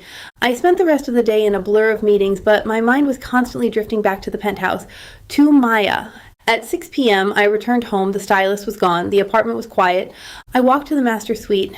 The door to the guest room, the one connected to my own private corridor, was open, and I looked inside. Maya was there. She was standing in front of the mirror, holding up a dress. It was a deep midnight blue, simple and elegant. She saw me in the reflection and turned around. It fits, she said. It's perfect, I said. She put the dress down on the bed. She walked over to me, stopping just inside my personal space. I moved my things, she said. Oh, good. I drove the car, she added, to the hospital. He's doing really well. I'm glad. I realized something, she said. Well, what? You're not trying to buy me, she said. You're trying to build a foundation for me, a stability path. I'm trying to keep you alive, I said, and sane. You're doing more than that, she said. You're giving me a future. Education, training, a career. She reached out and took my hand. Her fingers were warm and strong. I want to pay you back, she said. Look, you don't owe me. I know, she said, and that's why I want to. She went on her tiptoes and pressed a kiss to my cheek. It was soft, fleeting, and innocent, but it burned like a brand. She pulled back, her face flushed. "Thank you, Logan." "You're welcome," I managed to say. She turned and walked into her new room, closing the door softly behind her. I stood there in the hallway, touching my cheek where her lips had been. It wasn't a claim, it wasn't a seduction, it was gratitude, but it was a start. I walked into my own room, stripping off my tie. The connecting door between our rooms was locked from her side. I respected that, but I knew, with a certainty that settled deep in my bones, that one day that door would be open. I walked to the window, looking out at the city. The gala was tomorrow, a public declaration, a risk, but looking at the closed door, I knew it was worth it. She was safe, she was stable, she was mine, and I was just getting started. Chapter 9. Maya. The dress was a lie, and it was a midnight blue sheath of silk that cost more than my car, tailored to fit me like a second skin. It made me look elegant. It made me look powerful. It made me look like I belonged in the glittering ballroom of the Mandarin Oriental, surrounded by Miami's elite. But under the silk, I was sweating. The Hope Gala was in full swing. Crystal chandeliers dripped light onto the marble floor, reflecting off diamonds and champagne flutes. A string quartet was playing something soft and classical in the corner, but the real soundtrack was the low hum of gossip. I stood next to Logan, my hand tucked into the crook of his arm. He was wearing a tuxedo that fit his broad shoulders perfectly, his dark hair styled back, looking every inch the billionaire king of the port. His heat radiated through the layers of fabric, a steady anchor in the sea of strangers. "Breathe," he murmured, leaning down so his lips brushed my ear. "I am breathing," I whispered back, my voice tight. "I'm just waiting for someone to realize I'm wearing a costume." "It's not a costume," Logan said, his hand covering mine on his arm. His thumb stroked my knuckles, a small, intimate gesture that sent a jolt of electricity straight to my stomach. "You look incredible." I look expensive," I corrected. "There's a difference. To these people, it's the same thing." He straightened up as a couple approached us. The man was older, silver-haired and tanned, wearing a suit that screamed old money. The woman on his arm was younger, draped in emeralds. "Logan!" the man boomed, extending a hand. "Good to see you. We missed you at the committee meeting." "Richard," Logan said smoothly, shaking his hand. "Good to see you. May I introduce Maya Diaz? She's the new operations consultant for the Cross Foundation." The woman's eyes raked over me, assessing the dress, the shoes, the simple diamond studs in my ears. It was a surgical inspection. "A consultant?" she asked, her voice sugary sweet. "I didn't know the foundation was hiring." "Maya is auditing our medical grant distribution," Logan said, his tone leaving no room for argument. "She has a background in trauma logistics. She's already identified several key inefficiencies." "Inefficiencies," Richard chuckled. "Is that what we're calling embezzlement these days?" "Something like that," Logan said, his jaw tightening slightly. Enjoy the evening, Richard." He steered me away before I could respond. We moved through the crowd, a shark cutting through a school of fish. Every few steps, someone stopped us. Every time, Logan introduced me. Operations consultant, trauma logistics expert, key asset. He was building a shield around me, word by word. "You're good at this," I murmured as we paused near a towering ice sculpture. "At what?" "Spin," I said. "You make me sound like I've been running companies for years." "You managed a triage scene in a hurricane," Logan said, looking down at me. His eyes were dark and intense, blocking out the rest of the room. "That's harder than running a company." My heart fluttered. He believed it. He really believed it. Logan Cross?" A flashbulb blinded me. I flinched, my hand tightening on Logan's arm. A photographer was standing in front of us, camera raised. Behind him, a woman with a microphone and a predatory smile was pushing through the crowd. "Mr. Cross, a moment for Miami scene?" Logan's body went rigid. The relaxed social mask vanished, replaced by the hard, dangerous edge I had seen in the shipping container. "Not now," he said, turning us away. "Who's your guest?" The reporter pressed, stepping into our path. She shoved the microphone toward my face. "We haven't seen her before. Is this a new partnership?" The way she said partnership made it sound dirty. "This is a private event," Logan said, his voice dropping to a low growl. "Step aside." "Sources say you were involved in a security incident at the port 3 nights ago." The reporter persisted, her eyes gleaming. "Was she there? Is that why she's living in your penthouse?" My blood ran cold. How did she know? The room seemed to go silent. Heads turned. The polite chatter died away, replaced by a hungry, expectant hush. "No comment," Logan snapped. He wrapped his arm around my waist, pulling me flush against his side. "We're leaving." "Ms. Diaz," the reporter shouted as Logan marched me toward the exit. "Is it true you were fired from your EMT position for negligence? Is that why Mr. Cross hired you?" I stumbled. "Negligence? Keep walking, Logan ordered, his grip on me tightening. She said negligence, I whispered, shock numbing my lips. I wasn't negligent. I was suspended for media risk. They're spinning it, Logan said grimly. Don't engage. We burst out of the ballroom doors and into the lobby, but it wasn't empty. A wall of paparazzi was waiting behind the velvet ropes. Flashes erupted like strobe lights, shouts overlapping. Logan, over here! Who's the girl? Ms. Diaz, look this way. How much is he paying you? The question hit me like a slap. How much is he paying you? I shrank back, burying my face in Logan's shoulder. I couldn't breathe. They were wolves. They were tearing me apart, and I hadn't even said a word. Rafe! Logan roared. Rafe Santoro materialized from the shadows, followed by 4 large security guards. They formed a wedge, pushing the photographers back. Clear a path, Rafe shouted. Logan swept me up, practically carrying me through the gauntlet. I kept my eyes shut, listening to the cameras clicking, the insults being hurled. We reached the curb. The black SUV was waiting, door open. Logan shoved me inside and climbed in after me. Go, he yelled at the driver. The car squealed away, leaving the chaos behind. I sat in the corner of the seat, shaking. My beautiful dress felt like a target. My skin felt raw. They know, I whispered. They know everything. My name. My job. Where I'm staying. Logan pulled out his phone, his thumbs flying across the screen. Theo, he barked into the device. It's a hit piece. Kill it. He listened for a second, his face darkening. I don't care who leaked it, he snarled. Bury it. Scrub the EMT record, get the hospital to issue a statement clearing her of negligence, and find out who tipped off Miami scene. He hung up and looked at me. The fury in his eyes was terrifying, but I knew it wasn't directed at me. Are you okay? He asked, reaching for my hand. I pulled away. They said I was negligent. They implied I'm a prostitute. They're liars, Logan said fiercely. It's a smear campaign. Someone wants to discredit you because you're a witness. It's working, I said, my voice breaking. I can't go back to the hospital now. I can't go anywhere. I'm ruined. You are not ruined, Logan said. He moved across the seat, ignoring my resistance, and pulled me into his arms.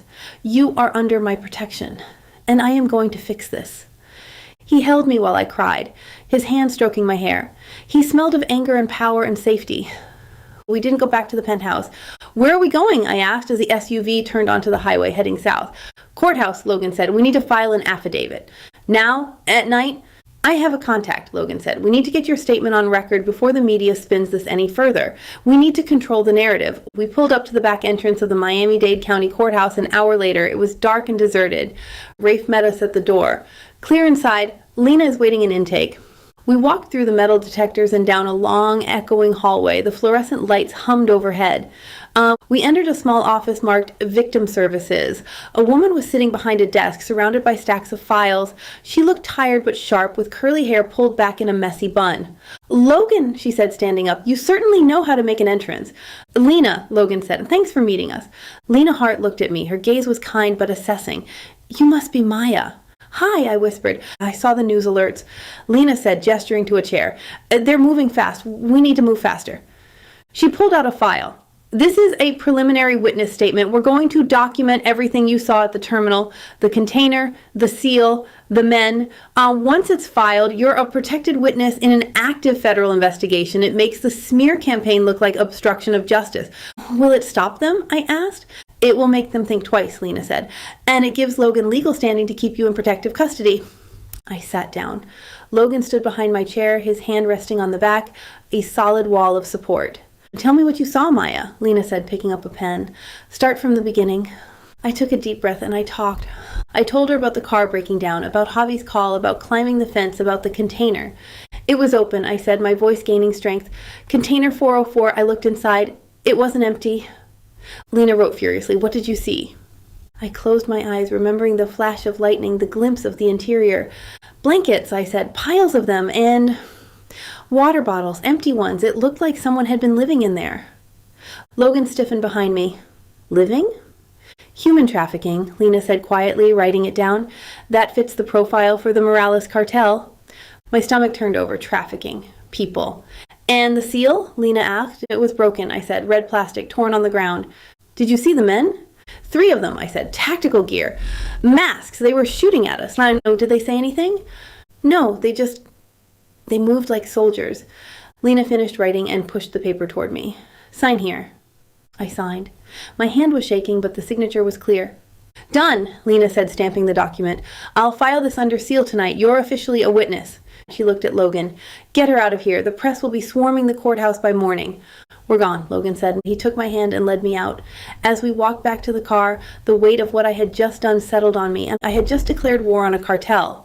You did good, Logan said as we climbed back into the SUV. I feel sick, I admitted. That's the adrenaline wearing off, he said. We're going home. Home, I repeated. The word sounded strange. The penthouse wasn't my home, but it was the only place I was safe. We drove back to the city in silence. The skyline was lit up, beautiful and indifferent to the danger lurking in the shadows. When we got back to the penthouse, I went straight to my room. I stripped off the silk dress and threw it in the corner. It felt tainted, and I put on Logan's t-shirt and crawled into bed. I pulled the covers up to my chin, but I couldn't stop shivering. The door opened. Logan stood in the doorway, silhouetted by the hall light. Maya? I'm okay, I lied. And he walked into the room. He didn't stop at the foot of the bed. He walked around to the side and sat down on the edge of the mattress. You're not okay, he said. You're shaking. They hate me, I whispered. The whole city thinks I'm... They don't know you, Logan said fiercely. I know you. He reached out and brushed the hair from my face. His hand lingered on my cheek. You were brave tonight, he said. You stood up to them. I hid behind you. You stood, he corrected. That's what matters. He leaned closer. I could feel his breath on my face. The heat of him was overwhelming, a drug I couldn't get enough of. I want to kiss you, he said, his voice rough. My heart hammered. We have a contract. Screw the contract, he growled. He lowered his head. His lips brushed mine, a feather-light touch that sent a shockwave through my body. I gasped, my lips parting. He groaned and deepened the kiss. It wasn't gentle. It was possessive. It was hungry. It was a claim. His hand tangled in my hair, tilting my head back. His other hand slid down my arm, pulling me closer. I wrapped my arms around his neck, pulling him down to me. For a moment, the world disappeared. There were no cameras, no cartels, no danger, just him, just us. Then he pulled back. He was breathing hard, his eyes dark and wild. He stared at me for a long moment, his chest heaving. I shouldn't have done that, he rasped. Why? I whispered, my lips tingling. Because, he said, standing up and backing away, because now that I've started, I don't know if I can stop. He turned and walked out of the room, closing the door firmly behind him. I lay there in the dark, my body humming, my heart racing, and I was terrified of the future. I was terrified of the danger, but for the first time I wasn't terrified of him. I touched my lips. He was right, we couldn't stop, not now. And God help me, I didn't want to. Chapter 10. Logan. I closed the door to the guest room and leaned my back against the wood, my chest heaving like I'd just sprinted a mile. The taste of her, vanilla, fear, and a sweetness that hit me like a drug was still on my lips. My blood was roaring in my ears, a deafening drumbeat demanding I turn around, open that door, and finish what we started at. I wanted to. God, I wanted to. I wanted to strip that oversized t-shirt off her. I wanted to map every inch of her skin with my hands and my mouth. I wanted to claim her so thoroughly that she would forget every bad thing that had ever happened to her, but I couldn't. I pushed off the door, pacing the hallway of the penthouse. The silence of the apartment felt heavy, oppressive. If I went back in there now, it wouldn't be love, it would be leverage. She was in my house because she had nowhere else to go. She was wearing my clothes because hers were gone. She was kissing me because I was the only thing standing between her and a cartel hit squad. The power dynamic was so skewed, it was sickening.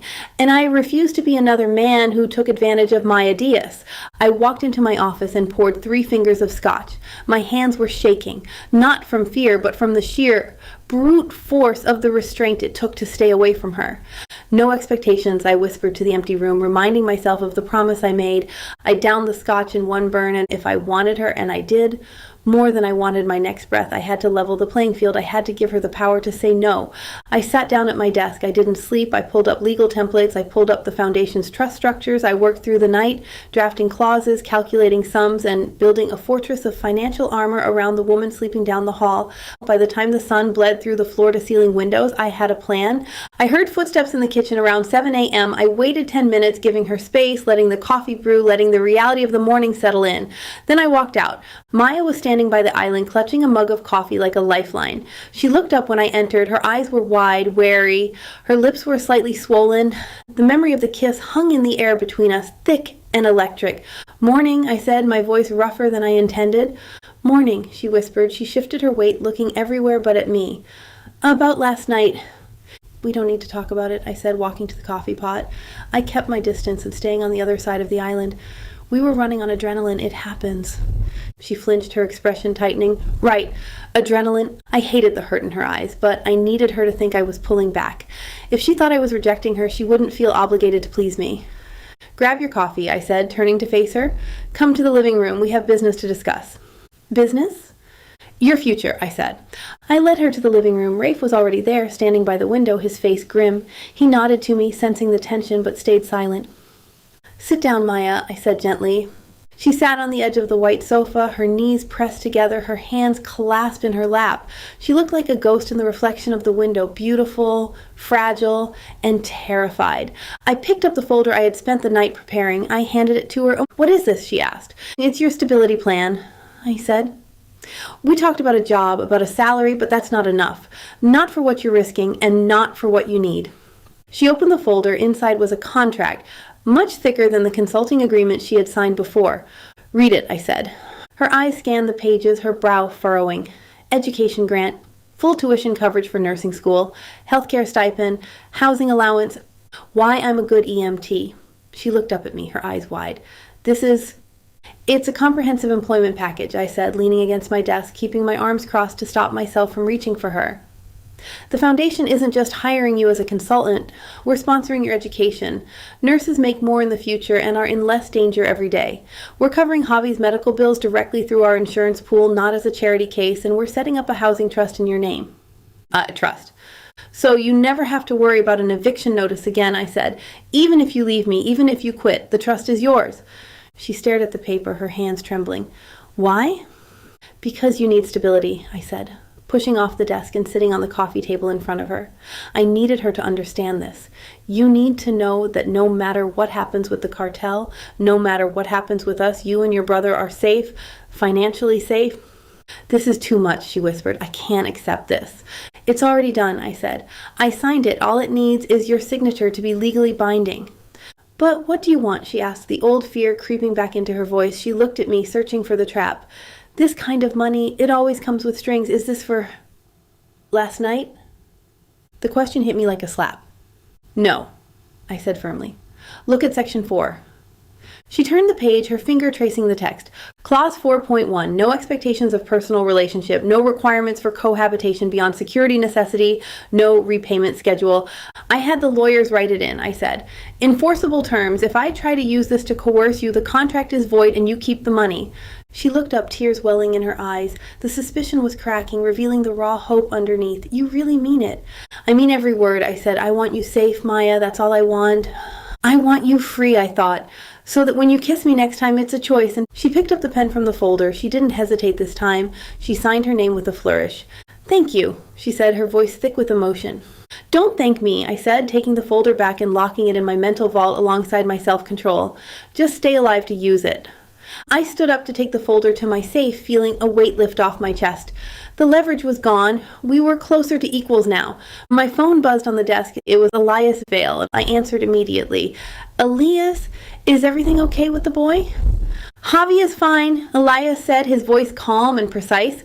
I'm at the hospital now. I expedited the delivery of the new dialysis filtration system. It's installed and running. His vitals are stabilizing. Good, I said, relief washing over me. Thank you, Elias. Don't thank me yet, Elias said. I'm calling because I'm seeing something odd in the inventory logs for the hospital supply chain. A shipment of surgical kits was flagged at your terminal this morning. Container 302. Flagged for what? Contamination, Elias said. But the manifest says it was cleared by customs. It doesn't make sense. My gut twisted. Another anomaly. The terminal was leaking like a sieve. Hold on, I said. I looked at Maya. Elias says there's an issue with a medical shipment at the terminal, container 302. Maya frowned, her mind instantly shifting from the contract to the crisis. 302? That's in the same sector as 404, row G, near the hazardous material storage. Exactly, I said. Rafe, I barked into the phone, switching lines. Status on sector G, container 302. Checking, Rafe said. A moment later, his voice came back tight. Sensors are showing a heat spike. Fire alarm is disabled. Sabotage, I swore, grabbing my jacket. They're trying to burn a trail. I'm going down there, I told Rafe. Get the team ready. I looked at Maya. I have to go. I'm coming with you, she said, standing up. No, I said instantly. It's too dangerous. We just established you're a target. It's a medical shipment, she argued, moving toward me. If there's contamination or a fire, you need someone who knows hazmat protocols. I'm certified. Your security guys know how to shoot, Logan. They don't know how to handle chemical leaks. Maya! You hired me as a consultant, she said, crossing her arms. Her chin went up, defiant and beautiful. Let me consult. She was right. And God help me, I wanted her with me. I wanted her eyes on the scene. I felt safer when I could see her. Fine, I said, but you stay in the car until I say it's clear. Non-negotiable. Deal! We raced back to the terminal. The SUV tore through the Miami streets, the silence inside the car heavy with unspoken things. Every time the car turned, her shoulder brushed mine, sending a jolt of heat through me that I had to grit my teeth to ignore. The night was dark and humid, the threat of rain hanging in the air again. When we arrived at Sector G, chaos was already unfolding. Smoke was billowing from Container 302. Security guards were running with extinguishers, but the fire was deep inside the metal box. Stay here, I ordered Maya, pointing to the SUV. Lock the doors. I jumped out and ran toward Rafe, who was directing the containment team. What's the situation? Incendiary device, Rafe shouted over the roar of the extinguishers. Someone planted a timer. They're trying to burn the evidence before the inspectors get here. The medical supplies? Gone, Rafe said, but look at this. He pointed to the ground near the container door. Footprints, fresh ones in the oil. They were just here, I realized. They said it and ran. Suddenly, a shout went up from the perimeter fence. Runner! North gate! I spun around. A figure in black was sprinting toward the fence line, moving fast. Get him! Rafe yelled into his radio. I started to run, my blood pumping hot and fast. I was going to catch this guy. I was going to tear him apart for touching my terminal, for endangering my people. But then I heard a voice behind me. Wait! It was Maya. She had gotten out of the car. She was standing near the container, staring at the smoke, sniffing the air. Logan, she screamed. The smoke! It's yellow! I skidded to a halt. Yellow smoke. Chemical fire. Pull back, I roared at the security team, waving my arms. Chemical hazard. Pull back now. The guards scrambled away, confused but obedient. Seconds later, the container erupted. A fireball blew the doors off their hinges, spewing a cloud of thick, yellow, toxic fumes into the air where the men had just been standing. If they had been closer, if Maya hadn't warned them... I ran back to her, grabbing her arm and dragging her behind the cover of a forklift as the debris rained down. Are you okay? I demanded, scanning her face for burns. I recognize the color, she gasped, coughing into her elbow. Sulfur and burning polymer, it creates a toxic cloud. If they breathe that... You saved them, I said, staring at the burning container. Again. The runner, she said, pointing past the smoke. He went left. What? I saw him, she said, when the explosion happened. He didn't go for the fence. He doubled back toward the maintenance shed. He's trying to blend in with the crew. I looked where she was pointing. The maintenance shed was dark, nestled in the shadow of a crane. Rafe! I shouted into my comms. Target is in the maintenance shed. Maya has eyes on him. Box him in. Copy. 2 minutes later, Rafe's voice came back over the radio, grim but satisfied. Target secure. We got him. I let out a breath I didn't know I was holding. We got him. Because of her. I looked down at Maya. Her face was smudged with soot, her hair wild from the wind. She looked like a warrior. She looked magnificent. You disobeyed a direct order, I said, my voice rough. I did my job, she countered, lifting her chin. I consulted. Adrenaline was crashing through my system, mixed with a fierce, overwhelming pride. The urge to kiss her was stronger than it had been last night. I wanted to crush her against me, taste the soot and the victory on her lips, and never let go. I took a step closer. She didn't back away, her breath hitched, her eyes dropping to my mouth. Clause 4.1, and the contract was in my pocket. The ink was barely dry. I clenched my hands into fists at my sides. I couldn't cross that line. Not now. Not when she was high on adrenaline and gratitude. I took a step back, putting a foot of distance between us. It felt like a mile. Let's go home, I said, my voice tight. We rode back to the penthouse in silence, but it was a comfortable silence. The tension of the smear campaign, the fear of the cartel, it was all still there. But underneath it, something new had formed. Partnership. When we got upstairs, the penthouse was quiet. The city lights twinkled below us, indifferent to the violence we had just survived. Maya turned to me in the foyer. She looked exhausted, but her eyes were clear. You didn't yell at me, she said, for getting out of the car? Yeah.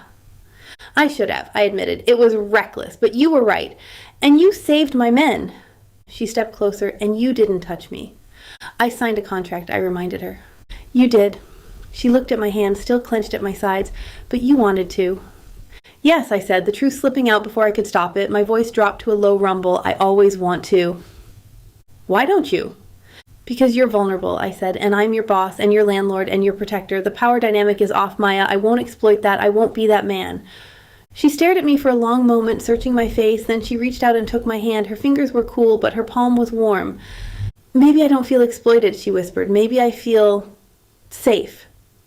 My heart hammered against my ribs. It took every ounce of willpower I possessed not to pull her into me. Safe isn't the same as ready, I said gently. I squeezed her hand, then let go. Go to sleep, Maya. We have a long day tomorrow. She looked at her hand where mine had been, then nodded slowly. Good night, Logan. Good night. I watched her walk down the hall to her room, the room in the secure wing right next to mine, and I had signed the contract. I had drawn the line in the sand, but as I stood there in the dark watching her go, I knew one thing for sure. The line was getting blurry, and soon, very soon, I was going to cross it. Chapter 11. Maya. The smell of sulfur was a phantom memory clinging to the back of my throat, keeping me awake. I lay in the massive bed in the secure guest room, staring at the ceiling. The sheets were cool, the room was silent, and the door was locked. Just like Logan had promised, Clause 4.1, no expectations, but my body wasn't reading the contract. My skin was still humming from the proximity in the hallway, from the way his eyes had dropped to my lips, dark with a hunger he refused to feed. I turned over, punching the pillow. Go to sleep, Maya. You survived. It's over. Then the phone on the nightstand screamed. It wasn't the soft chime of a text. It was the landline, the internal secure line. I snatched it up. Hello? Get dressed. Logan's voice was a rough bark, stripped of all softness. We have to go back. What happened? I thought Rafe secured the container. Secondary ignition, he said. The background noise on his end, a chaotic roar. The chemical reaction in container 302 wasn't stopped. It was just delayed. The suppression system failed. I was already out of bed, grabbing my sneakers. I'm coming. I met him in the hallway. He was pulling a tactical jacket over his white shirt. His face was grim, the lines around his mouth etched deep. Rafe is coordinating the perimeter, Logan said as we ran for the elevator, but the fire has jumped the row. It's heading for the maintenance corridor. We have a crew trapped behind the north access gate. Trapped? My stomach dropped. How? The heat shorted the electronic lock, Logan said as the elevator doors slid shut. They're caged in. We hit the garage at a run. This time there was no driver. Logan slid into the driver's seat of the SUV, and I vaulted into the passenger side. He peeled out, tires screeching on the concrete, the engine roaring like a beast. The drive to the terminal was a blur of speed and silence. We didn't touch. We didn't speak. The air between us was charged with a terrified intensity. We were partners again, soldiers heading back to the front line. When we rounded the corner into Sector G, the world turned orange. It wasn't the small, contained smoke of earlier this evening. This was an inferno. The wind was whipping the flames across the alleyway, igniting a stack of wooden pallets like kindling. Thick, yellow smoke, the toxic sulfur cloud I had identified hours ago, was billowing into the air, choking out the floodlights. Stay in the car! Logan shouted, slamming on the brakes. Not a chance, I said. I jumped out before the car fully stopped. The heat hit me like a physical blow, sucking the moisture from my eyes. Logan, I pointed. There. Behind a heavy chain link gate at the end of the alley, 5 men were shouting, their faces pressed against the wire mesh. They were trapped in a dead-end corridor, the fire cutting off their escape rope behind them, the locked gate blocking them in front. The smoke was swirling around their feet, rising fast. Logan cursed, a sharp, violent sound. He sprinted toward the gate. I was right on his heels. Get back! Logan roared at the men. He grabbed the heavy padlock, sealing the gate, and yanked. It didn't budge. The key! I yelled at a security guard who was cowering near a forklift. Open it! I can't! The guard screamed over the roar of the fire. The mechanism is fused. The heat melted the keypad. Logan grabbed the fence with his bare hands, shaking it with a primal fury. We need cutters. Get the bolt cutters. They're in the shed. The guard pointed back toward the fire. We can't get to them. The fire was moving fast, too fast. The workers inside the cage were coughing, pulling their shirts over their noses. One of them stumbled, sliding down the fence. They're going to suffocate, I realized, the horror of it gripping my throat. The sulfur displaces the oxygen. They have minutes. I looked up, scanning for a solution. The water cannons. Above the gate, 20 feet in the air, was a control box mounted on a steel gantry. It was the manual override for the emergency deluge system, the giant water cannons mounted on the cranes that were designed to flood the sector in the event of a catastrophic failure. The cannons! I shouted, grabbing Logan's arm to get his attention. We need to trigger the suppression system manually. It will kill the fire and clear the smoke. Logan looked up at the box. He saw it. The ladder is blocked. He was right. The flames were licking at the base of the steel ladder leading up to the gantry. It was a pillar of fire. Not that ladder, I said, spinning around. I pointed to a stack of containers on the safe side of the alley. They were stacked 3 high, creating a stair-step pattern that ended parallel to the gantry walkway. I can climb that. I can jump to the gantry. Logan stared at me. The reflection of the fire danced in his wide, terrified eyes. Are you insane? It's a 10-foot gap. In the dark. With smoke. I did gymnastics in high school. I lied. I hadn't, but I was small, I was fast, and I was desperate. No, Logan said, grabbing my shoulders. It's too dangerous. We'll find a truck. We'll ram the gate. There's no time, I screamed at him, pointing at the men. 2 were down now. Look at them, Logan. They are dying. Boost me up now. He looked at the trapped workers. He looked at the fire raging closer. He looked at me. He saw the resolve in my eyes. He saw that I was going to do it with or without his help. If you fall, he growled, his voice cracking, I will kill you myself. He grabbed me by the waist and hoisted me up. I scrambled onto the first container, my sneakers slipping on the slick metal, but I found purchase on the locking mechanism. Go! Logan shouted from below. Go! Maya! I climbed, I hauled myself up the second container, then the third. The air up here was hotter, the smoke thinner but stinging my eyes.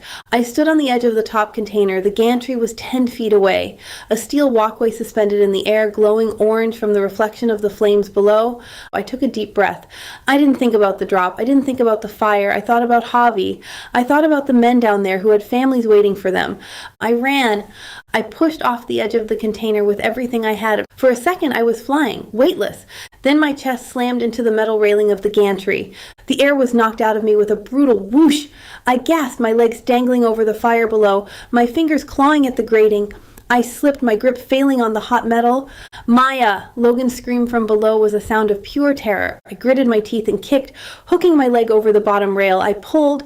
I screamed with the effort, dragging my body up and over the railing until I collapsed onto the walkway, and I didn't stop. I scrambled to my feet and ran to the control box. It was locked behind a glass cover. I looked around. No hammer. I ripped the radio off my belt and smashed it into the glass. It shattered, and I slammed my hand onto the big red button marked Emergency Deluge. Whoosh! A massive thundering roar filled the air. High-pressure water cannons erupted from the cranes above, blasting the yard with thousands of gallons of water. The force of it was staggering, shaking the gantry beneath my feet. Below, the world turned white with steam. The fire hissed and died, smothered instantly under the deluge. The smoke began to clear, beaten down by the rain. I leaned over the railing, soaking wet, gasping for air. The gate! I screamed down at Logan. Get them out! Logan didn't wait for tools. He saw the fire die. He saw the men slumped against the wire. He grabbed a heavy steel pipe that had been dislodged by the water pressure. He wielded it like a battering ram, slamming it into the fuse lock with a strength born of pure adrenaline. Clang! Clang! Crack! The lock shattered. Logan ripped the gate open, the metal groaning in protest. He rushed into the hazard zone. He didn't hesitate. He grabbed the fallen worker closest to the flames, a man twice his size, and hoisted him over his shoulder in a fireman's carry. He dragged another man by the collar with his free hand, guiding them to the clear air of the main yard. I scrambled down the ladder on the far side, the one that was no longer blocked by fire, sliding the last 10 feet. I hit the ground running, my sneakers splashing in the puddles of soot and water. Triage, I yelled, dropping to my knees beside the men Logan had pulled out. Over here, get them on the ground. I went to work, and my hands, usually shaking in the aftermath of danger, were steady as rock. I checked airways. I flushed eyes with saline from the kit the guard brought over. I assessed burns. Oxygen on him, I ordered, pointing to the man Logan had carried. He inhaled a lot of sulfur. He needs a nebulizer. Now. On it, the medic said. The paramedics had finally arrived, but I already had the situation stabilized. I moved to the next man, and the next. I was soaked to the bone. My new clothes were ruined. My face was streaked with soot, but I was alive, and so were they. I stood up, wiping my forehead with the back of my hand. I looked around, the adrenaline finally starting to ebb, leaving behind the shakes. The yard was bright with flashing lights, police, fire, ambulances, and then hovering overhead, buzzing like angry hornets, were drones, press drones. They were everywhere, circling the perimeter, their camera lenses glowing red in the dark. They were filming everything. They captured the carnage. They captured the steam rising from the ground. They captured Logan soaked and filthy, his white shirt clinging to his chest, standing over the men he had saved. And they captured me, kneeling in the mud, treating the wounded, not a damsel, not a gold digger, a savior. I froze. My instinct was to hide, to run from the cameras, to cover my face, but then I felt a hand on my shoulder. It was heavy, warm, possessive. I turned. Logan was there. He wasn't looking at the drones. He wasn't looking at the fire. He was looking at me, and his eyes were dark, burning with an intensity that made my knees weak. He looked at me like he had never seen me before, like I was a revelation. "You jumped," he said, his voice rough with awe and a lingering violent fury. "I had to," I whispered, my teeth starting to chatter. "You could have died." I didn't. He pulled me into his arms. He didn't care about the cameras. He didn't care about the soot or the water or the blood on my hands. He crushed me against his chest, burying his face in my wet hair. "You are the most terrifying thing that has ever happened to me," he growled against my ear. I clung to him, listening to the thunder of his heart. It matched mine, beat for beat. "Let's go home," he said, pulling back to look at me. "What about the press?" I asked, looking up at the drones circling like vultures. "They're filming us." "Let them film," Logan said, lifting his head to glare at the mechanical eyes in the sky. He slid his arm around my waist, pulling me flush against his side. "Let them see exactly who you are." He walked me back to the SUV. He didn't let go. He shielded me from the world, but he didn't hide me. He claimed me. We got into the car. The door slammed shut, sealing us into the quiet, leather-scented darkness. Logan started the engine, but he didn't drive immediately. He gripped the steering wheel so hard his knuckles turned white. "You jumped," he said again, staring through the windshield. "We saved them," I said softly, and he turned to look at me. The raw need in his eyes took my breath away. "Rafe can handle the cleanup. We're leaving." The ride back to the penthouse was a blur.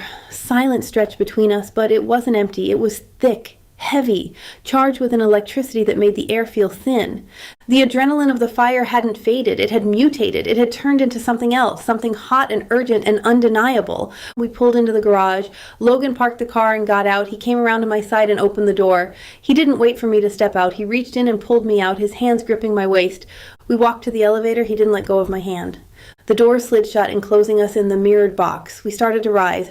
40 floors, and I looked at him in the reflection. He was staring at me, at my lips, at the pulse jumping frantically in my throat. He looked like a man who was starving. He reached out and hit the emergency stop button, and the elevator jolted to a halt between the 20th and 21st floors. The silence was deafening. "Logan?" I breathed, and he turned to me. His eyes were wild. "I can't wait," he rasped. "I can't wait until we get upstairs. I can't wait another second." "Then don't," I whispered. He grabbed me. He lifted me up and slammed me against the mirrored wall of the elevator. The impact knocked a gas from my lips, but it wasn't pain. It was a shock to the system. His mouth crashed onto mine. It wasn't a kiss. It was a collision. It was hunger and fear and relief all mixed together into a desperate need to consume. He tasted of smoke and rain and scotch. I wrapped my legs around his waist, pulling him closer. I needed this. I needed to feel him, to know that we were both alive, both solid, both here. He tore at my clothes. Buttons popped, wet fabric ripped. I didn't care. I tore at his shirt, needing to feel his skin against mine. His hands were everywhere, rough, possessive, claiming. He touched me like he was memorizing me, like he was trying to imprint himself onto my soul. "Mine," he growled against my mouth, his teeth grazing my lip. "You're mine, Maya. Say it." "Yours," I gasped, arching into him. "I'm yours." He didn't hesitate. He didn't ask again. He entered me right there, pinned against the wall of the elevator, suspended in the air above the city. It was fierce and fast and overwhelming. It was the release of days of tension, of the fear of death, of holding back. It was the breaking of the dam. I cried out, digging my nails into his shoulders as the pleasure hit me, blinding and absolute. It washed away the smell of sulfur. It washed away the fear. He followed me seconds later, groaning my name against my neck, his body shuddering with the force of his release. We stayed there for a long time, panting, sweating, tangled together in the small box. The only sound was our ragged breathing. Slowly, the world started to come back into focus. Logan rested his forehead against mine. He was trembling. "I shouldn't have done that," he whispered, his voice hoarse. "The contract." I reached up and covered his mouth with my hand. "Burn the contract," I said. He kissed my palm. "Consider it burned." He reached out and hit the button. The elevator started moving again, rising toward the penthouse. He set me down on my feet, but he kept his arm around me, holding me up. He kissed my forehead, his lips soft now. "Reverent." "No more boundaries," he whispered into my hair. "No," I agreed, resting my head on his shoulder, feeling the steady beat of his heart. "No more boundaries." The doors opened to the penthouse. We walked out hand in hand. The world outside was still dangerous. The cartel was still hunting us. The press was still spinning stories. But in this moment, we had won. And the footage playing on the news that night, it didn't show a victim. It didn't show a gold digger. It showed a hero. It showed me. And the man standing next to me, he wasn't just a billionaire anymore. He was the storm, and I was finally ready to let it in. Chapter 12. Logan, the sun was barely up, but the war room on the 40th floor was already a battlefield. I sat at the head of the black granite table, watching my board of directors squirm. They were nervous. They had seen the news footage from last night, the fire, the chemical smoke, the woman in the mud saving lives. They didn't see a hero. They saw a liability. The stock dropped 2 points at opening, Logan, Marcus Thorne said, tapping his tablet. He was my CFO, a man who saw the world in red and black ink. The market doesn't like instability at the port, and this consultant of yours, she's becoming a spectacle. And she saved 5 of our employees from asphyxiation, I said, my voice low and dangerous. She prevented a catastrophic loss of infrastructure. I'd say that's stability, Marcus. She's a distraction. Another board member, a woman named Lydia, who had exquisite taste but zero spine, chimed in. The press is digging into her background. They're asking questions about her qualifications, about her relationship with you. My hand clenched into a fist under the table. The somatic reaction was instantaneous, a hot spike of protective rage that I had to force down. Her relationship with me is professional, I lied. Or maybe it wasn't a lie anymore. Maybe it was something else entirely. And her qualifications were proven in the field last night. We need to cut ties, Marcus said bluntly. Pay her out, send her away, let the news cycle die down. We can't afford this kind of heat during the merger talks. I looked at him, really looked at him. Marcus had been with the company for 10 years. He was efficient. He was loyal to the bottom line, but he was also the one who had access to the personnel files, the one who had questioned Maya's hiring from day one. You leaked her name, I said. The room went silent. Marcus blinked, his face paling slightly. Excuse me? The smear campaign, I said, standing up. I walked slowly around the table, stalking him like prey. The negligence story, the tip to Miami scene, it came from inside this building. It came from someone who wanted her gone. That's absurd, Marcus sputtered, though sweat was beading on his forehead. I'm trying to protect the company. You're trying to control me, I corrected. You think if you remove her, I'll go back to being the machine you all rely on. The cold, efficient CEO who lives in this tower and makes you money. I stopped behind his chair. I leaned down, my voice a whisper that carried to every corner of the room. I'm not a machine, Marcus, and Maya Diaz isn't going anywhere. The board won't support this, Marcus threatened, though his voice shook. Then the board can resign, I said. But you're fired. You can't fire me. I have tenure. I have majority control, I said. Get out. Security escorted him out 2 minutes later. The rest of the board sat in stunned silence. Will anyone else want to discuss my staffing decisions? I asked, and no one moved. Good. Meeting adjourned. I walked out of the conference room and straight to the elevator. My heart was hammering against my ribs. I had just decapitated my own executive team for her. I had burned a bridge I might need later, and I didn't care, but the doubt was there, a cold worm in my gut. Was I making a mistake? Was I letting my emotions compromise the empire I had built? My father had let emotion rule him, and it had destroyed him. He had trusted the wrong people, loved too recklessly, and drank himself to death when it all fell apart. I had promised myself I would never be him. I would be steel. I would be stone.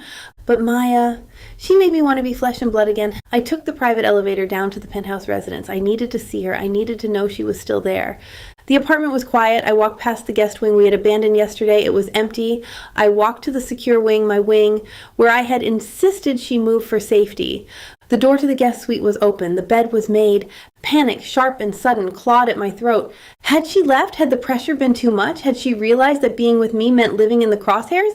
I pulled out my phone to track her car, my thumb hovering over the app, but then I heard a sound from the kitchen and I walked in. Maya was there. She was wearing my shirt again, her hair in a messy bun, cooking eggs. The relief was so intense it nearly brought me to my knees. You're here, I said, the words slipping out before I could stop them. She turned, spatula in hand. Where else would I be? I trailed off, shaking my head. Never mind.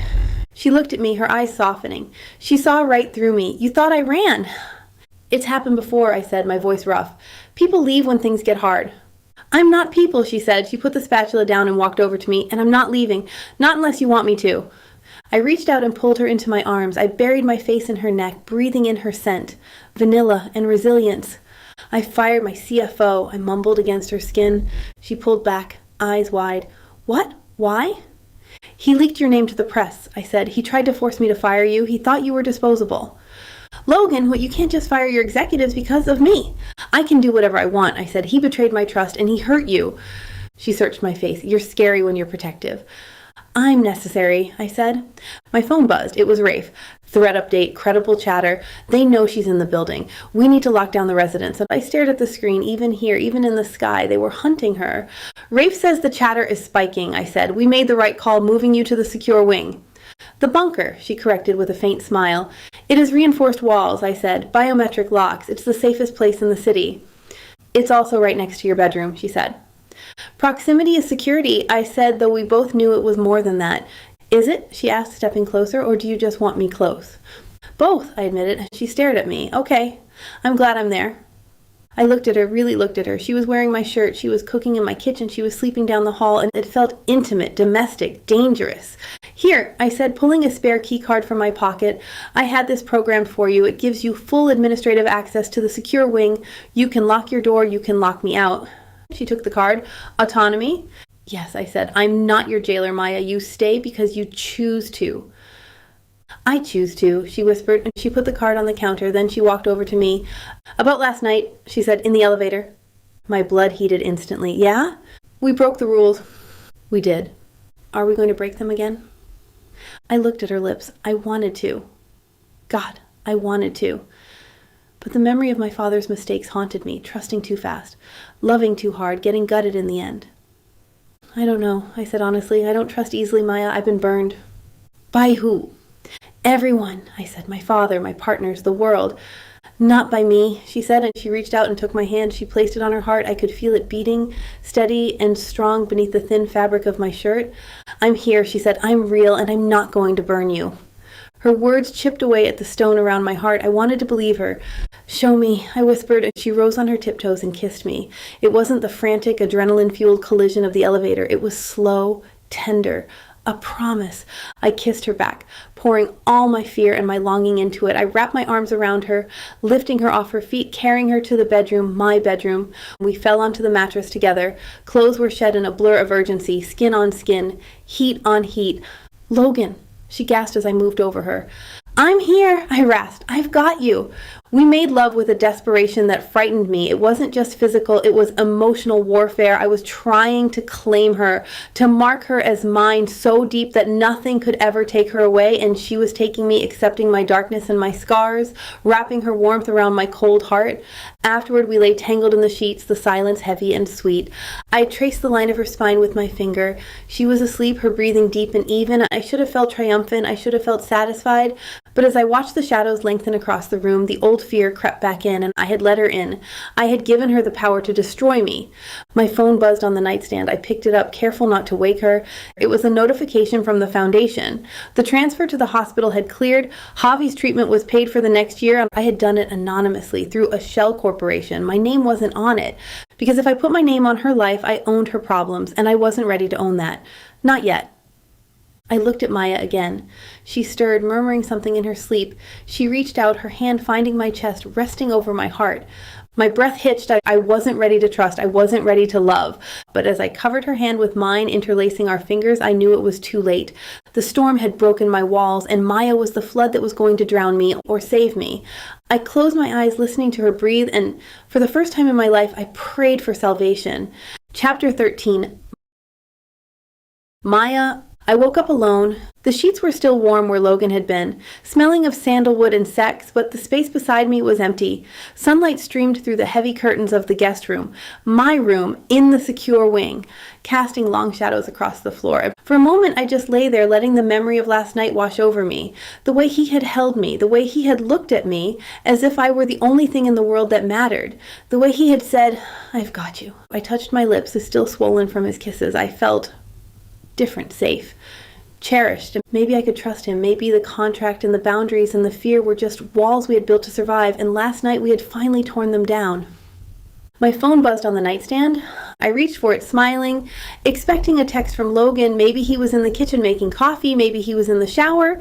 But the screen didn't show Logan's name. It showed a notification from the hospital portal. Alert, transaction reversed, patient Javi Diaz. My smile vanished. My stomach twisted into a hard, cold knot. Reversed? I sat up, my heart hammering against my ribs. I unlocked the phone and opened the app. A red banner flashed across the top of Javi's profile, brighter and angrier than before. Status frozen, deposit canceled per donor request. Services suspended immediately. The air in the room suddenly felt very thin. I couldn't breathe. Donor request. Logan, he had canceled it after last night, after everything. No, I whispered, shaking my head. No, he wouldn't, he promised. But the screen didn't lie. The $5,000, the lifeline that was keeping Javi alive, was gone. The account was flagged for review, and I jumped out of bed, scrambling for my clothes. My hands were shaking so hard I could barely button my jeans. I needed to find him. I needed to ask him why. I ran out of the room and down the hall to the kitchen. It was empty. The coffee pot was cold. I ran to his office. Empty. Rafe, I shouted, running into the living room.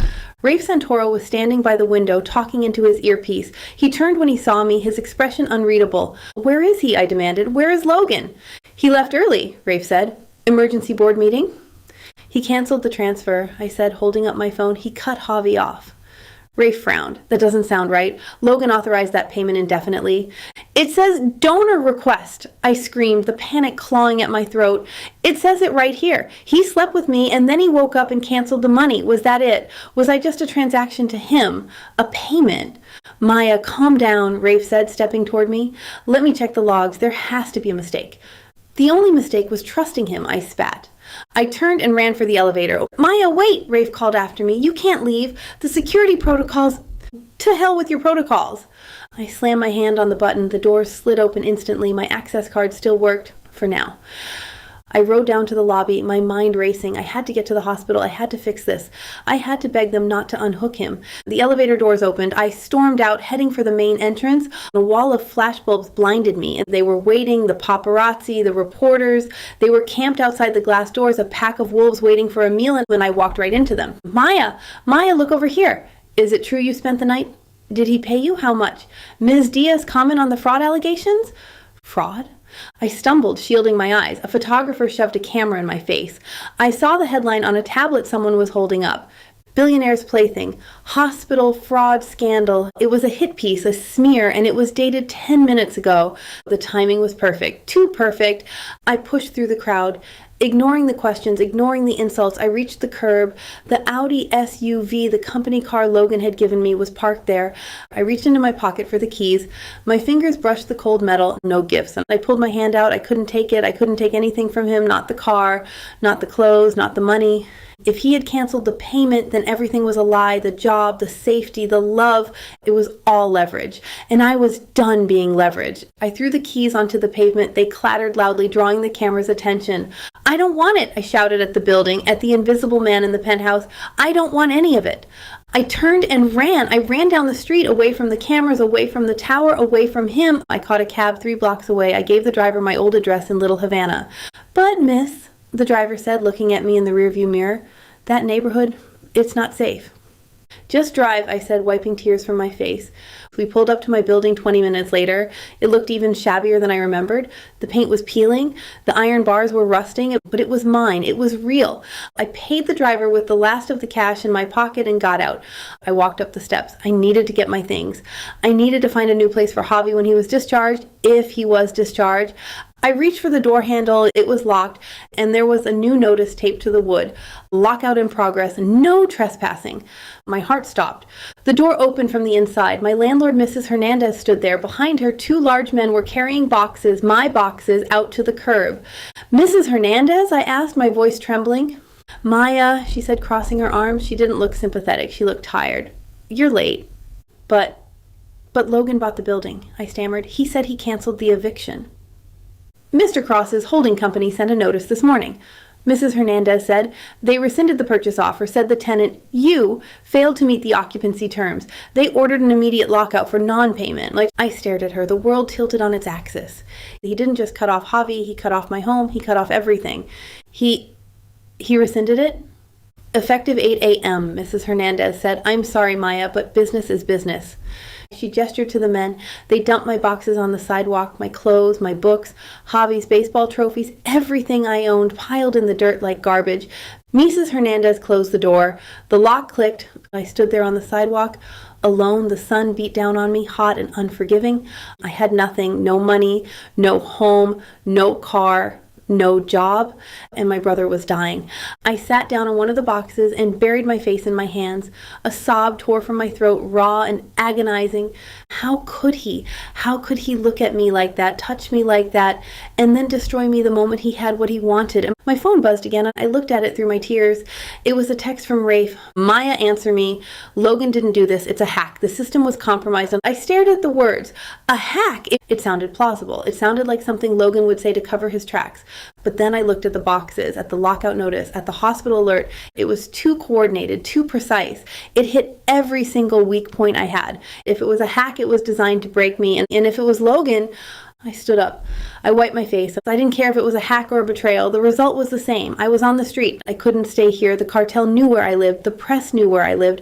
I grabbed the most important box, the one with Javi's papers and my birth certificate, and started walking.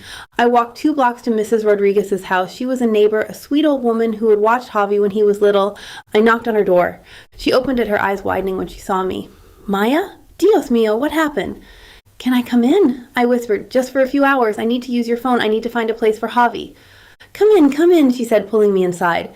I sat at her kitchen table. It smelled of fabuloso and roasted pork. It smelled like safety. I picked up her landline phone. I dialed the hospital social worker. This is Maya Diaz, I said, my voice steady, though my insides were shaking. I need to request an emergency transfer for Javi Diaz. Indigent care, charity ward, whatever you have. Ms. Diaz, the social worker said, we can't move him. He's in the middle of a cycle. The cycle is unpaid, I said. They're going to stop it. Actually, the social worker said, the system shows the payment was reinstated 5 minutes ago by a different donor. I froze. What? An anonymous donor, she said, cash transfer, paid in full for the month. Cash. Anonymous. Rafe. Or maybe Elias. Or maybe Logan trying to fix the glitch. It didn't matter. It bought me time. Okay, I said. Okay. Keep him there. Don't let anyone move him, especially not anyone from the Cross Foundation. Understood. I hung up and I looked at Mrs. Rodriguez. I need to leave some things here. Is that okay? Of course, mija. I stood up. I had to keep moving. I had to disappear. I walked out the back door, into the alley. I pulled my hood up. I was done being a victim. I was done being a pawn. Logan Cross had taught me one thing. Leverage is everything. And right now I had nothing. But I knew his secrets. I knew about the terminal breach. I knew about the seal tag. And I knew where the bodies were buried. I walked toward the bus stop. I wasn't going to hide. I was going to the police, the real police, not the ones Logan owned. I was going to burn his world down just like he had burned mine. Chapter 14. Logan. The penthouse was silent, but it wasn't peaceful. It was the silence of a bomb that had already detonated. I stood in the center of the living room, staring at the empty space where Maya had been. The keys to the Audi were gone from the counter. Her room was stripped bare of the few things she owned. She was gone, and she thought I had betrayed her. Rage, cold and white-hot, flooded my veins, not at her, never at her, at whoever had done this, whoever had accessed the Foundation accounts, forged my authorization, and used my name to hurt the only person I cared about protecting. Rafe! I roared. Rafe Santoro walked in from the security office, his face grim. He held a tablet in his hand. She took a cab, Rafe said. Security footage shows her getting into a yellow taxi on Brickell Avenue 3 minutes ago, heading west. Track it, I ordered, and get it on the line, now. Already did, Rafe said. The reversal order came from an internal terminal, but the authorization code, it was a spoof. Someone used a legacy admin override. Marcus, I said, the name tasting like ash. It was Marcus. Looks like it, Rafe confirmed. He still had back-end access to the payroll system. He triggered the reversal the second he left the building. Find him, I said, my voice low and lethal, and then find Maya. I walked to my desk and pulled up the banking interface. I bypassed the Foundation protocols entirely. I transferred $50,000 from my personal account directly to the hospital's general fund, tagging it for Javi Diaz. Then I called Elias Vale. Elias, I said the moment he picked up, we have a problem. I saw the alert, Elias said, his voice calm. The deposit was reversed. I'm at the hospital now. Administration is trying to stop the dialysis. Stop them, I ordered. I just wired funds, personal funds. It's done. I'll handle the administrators, Elias said. But Logan, this looks bad. The optics. I don't care about the optics, I snapped. I care about the boy. Keep him on that machine. Elias, if anyone touches him, they answer to me. Understood. I hung up. One fire put out, but the bigger one was still burning. Maya was out there, alone, thinking I had used her and discarded her. Rafe, I called out. Location? The cab dropped her off in Little Havana, Rafe said, her old apartment. The one with the eviction notice? Yeah. And Logan, there's a lockout crew there. The landlord called them in this morning. My blood ran cold. She was walking into a war zone. Get the car, I said, we're going. Logan, wait, Rafe said. If you go down there, the press will follow. You'll lead them right to her. I don't care. You should, Rafe countered. If you want to help her, you need to fix the problem, not just show up for the fight. You need Damien. Damien Cade, my real estate expert, the man who could make buildings disappear or reappear with a signature. I pulled out my phone and dialed Damien. Logan, Damien answered, sounding awake and alert this time. I heard you had a rough morning. I need you to buy a building, I said, right now. The tenement in Little Havana? Damien asked. I thought we were holding off. Buy it, I said. Buy the debt, buy the mortgage, buy the land rights. I want that landlord gone, Damien. I want the eviction stopped now. It'll cost a premium for a same-day close, Damien warned. Pay it, I said. Double it. Just get those men away from her door. Consider it done. I'll have the sheriff's deputies there in 10 minutes to serve a cease and desist on the lockout crew. Good. I hung up and looked at Rafe. Now we go. We raced across the city, the SUV weaving through traffic. I stared out the window, my heart hammering against my ribs. I had broken my promise. I had told her she was safe. I had told her she could trust me, and because of my negligence, because I hadn't scrubbed Marcus's access fast enough, she was paying the price. We pulled up to the apartment building 20 minutes later. The street was chaotic. A moving truck was double parked. 2 large men were carrying boxes out the front door, and there she was. Maya was sitting on the curb, her head in her hands. She looked small, defeated. My chest tightened. I wanted to kill everyone who had put her there, and I jumped out of the car before it fully stopped. Maya! She looked up. Her eyes were red, swollen from crying. When she saw me, her expression hardened. Get away from me, she said, standing up. Haven't you done enough? It wasn't me, I said, walking toward her, hands raised in surrender. The cancellation, it wasn't me. It was Marcus. He hacked the system. Does it matter? She cried. The money is gone. Javi is fine. I cut in. I called Elias. I transferred the funds personally. He's on the machine, Maya. He's safe. She blinked, the anger faltering. You did? I swore to you, I said, stepping closer. I told you I would take care of him. I meant it. And this? She gestured to the men carrying her life out in cardboard boxes. Did you fix this too? As if on cue, a sleek silver sports car pulled up behind my SUV. Damien Cade stepped out, looking like he had just stepped off a runway. He walked up to the landlord, Mrs. Hernandez, who was holding a clipboard. Mrs. Hernandez? Damien asked smoothly. Yes?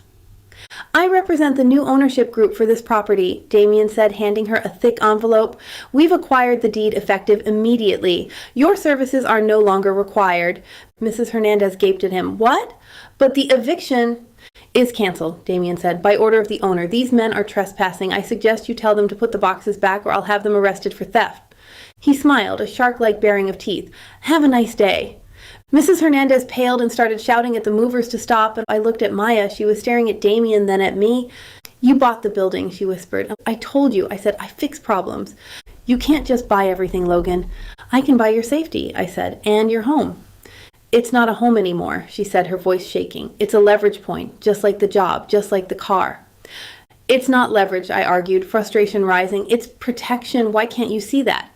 Because protection feels a lot like control, she shouted, and I am done being controlled. She turned and started walking down the street. Where are you going? I asked, following her. To work, she said. My real work. I'm going to pick up a shift. You're suspended, I reminded her. Not anymore, she said over her shoulder. I called Captain Miller, told him if he didn't put me back on the roster, I'd give an exclusive interview to Miami Scene about how the department discriminates against victims of crime. I stopped. A smile tugged at the corner of my mouth. She played dirty. I liked that. Maya, wait, I said, catching up to her. Let me drive you. No. Please, I said, just let me know you're safe. She stopped and looked at me. The anger was still there, but beneath it I saw the hurt, the fear. If I get in that car, she said quietly, it's just a ride. It's not us. It's not forgiveness. Understood, I said, just a ride. She hesitated, then nodded. Fine, to the station. We rode in silence. I didn't try to touch her. I didn't try to explain. I just let my presence be enough. When we got to the EMS station, she jumped out before the car stopped. She ran inside, disappearing into the bay. I watched her go. Rafe, I said, stay here, watch the perimeter. You're not going in, Rafe asked. Not yet, I said. She needs space, but she also needs backup. I waited for an hour. Then 2. Around noon, the bay doors opened. An ambulance pulled out, lights flashing. Maya was in the passenger seat looking grim. Follow them, I told the driver. We tailed the ambulance through the city. They stopped at a construction site, a scaffolding collapse. I watched from the SUV as Maya jumped out. She moved with efficiency and grace, directing the triage, stabilizing a worker with a head wound. She was in her element. She was powerful and she was vulnerable. A news van pulled up. A camera crew jumped out, filming the scene, filming her. My jaw tightened. They wouldn't stop. And I opened the door and stepped out. I walked toward the perimeter tape. "Mr. Cross," a reporter shouted. "Are you here for Miss Diaz?" I ignored them. I walked straight to the police line. "I'm Logan Cross," I told the officer in charge. "I have resources available to assist with the extraction, heavy lift cranes, transport." The officer looked surprised. "We could use a crane, actually. There's a guy pinned on the 3rd level." "It's on the way," I said. I pulled out my phone and called the terminal. "Send the mobile crane unit to 5th and Alton now." I didn't interfere with Maya. I didn't try to talk to her. I just stood on the sidelines, coordinating the heavy equipment, ensuring she had what she needed to do her job. When the scene was cleared, she walked over to me. She was covered in dust and sweat. "You called the crane," she said. "I saw a problem." I said, "I fixed it." "You didn't take over," she noted. "You let me work." "It's your scene," I said. "I'm just support." She looked at me for a long moment. "Thank you." "You're welcome." I'm still mad at you," she said. I know. "But maybe I can forgive you for the eviction thing, since you fixed it." "I'll always fix it, Maya," I said. "That's what I do." "And the hospital?" "Fixed. Permanently." She sighed, wiping her forehead. "I'm exhausted." "Come home," I said, "to the penthouse." She hesitated. "Is it home?" "It's where I am," I said, "and I'm not going anywhere without you." She looked at the ambulance, then at me. "Okay," she whispered, "take me home." I led her to the car. As she climbed in, I felt a shift. The wall between us had cracked. Not broken, but cracked. She didn't trust me fully yet, but she was willing to try. And that was all I needed. We drove back to the penthouse. The sun was setting, casting long shadows across the city. Tonight I wouldn't push. Tonight I would just hold her up. But tomorrow I was going to find Marcus Thorne and destroy him. And then I was going to find the cartel leader who threatened her and burn his operation to the ground. Because Maya Diaz wasn't just my consultant. She wasn't just my witness. She was my heart. And nobody touched my heart and lived to tell about it. Chapter 15. Maya. The air conditioning in the penthouse felt like a prison cell. I stood in the center of the living room staring at the floor-to-ceiling windows. Outside, Miami was alive, humid, chaotic, and dangerous. Inside, it was sterile and silent. Logan had brought me back here after the scene at the construction site. He hadn't said much. He had just held my hand in the car, his grip tight, his eyes scanning the perimeter. He was scared. I could feel it radiating off him, but his fear was suffocating me. "Maya," Rafe Santoro said, stepping out of the security office. He was wearing his tactical vest again, his face grim. "Logan wants to brief you on the new protocols." "New protocols?" I asked, turning to face him. "What does that mean?" "It means the threat level has spiked," Rafe said. "The cartel knows we burned the landlord. They know we're moving assets. They're escalating." So your movement is restricted," Rafe said. "No more solo trips, no more ambulance shifts. You stay inside the perimeter unless you have a full detail." "I can't work?" I asked, my voice rising. "I just got my job back." "It's too dangerous," Rafe said. "Captain Miller agreed to keep you on the roster, but suspend field rotation until the threat assessment clears." "Suspend it again." "Because of Logan, because of his world." "Where is he?" I demanded. "In his office, on a call." I walked past Rafe and down the hall to Logan's office. The door was open. Logan was standing by the window, phone to his ear. He looked tired. The lines around his eyes were deeper than usual. He saw me and held up a hand, signaling for me to wait. "Freeze the accounts," he was saying. "All of them. The Audi lease, the stipend transfer. Put a hold on everything until we verify the security breach." My blood ran cold. "Freeze the accounts." He was cutting me off again. He hung up and turned to me. "Maya, we need to talk."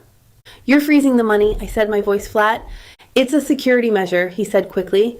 "We found a tracer on the foundation's payroll server. Someone is tracking the payouts. Until we isolate it, we can't move funds electronically."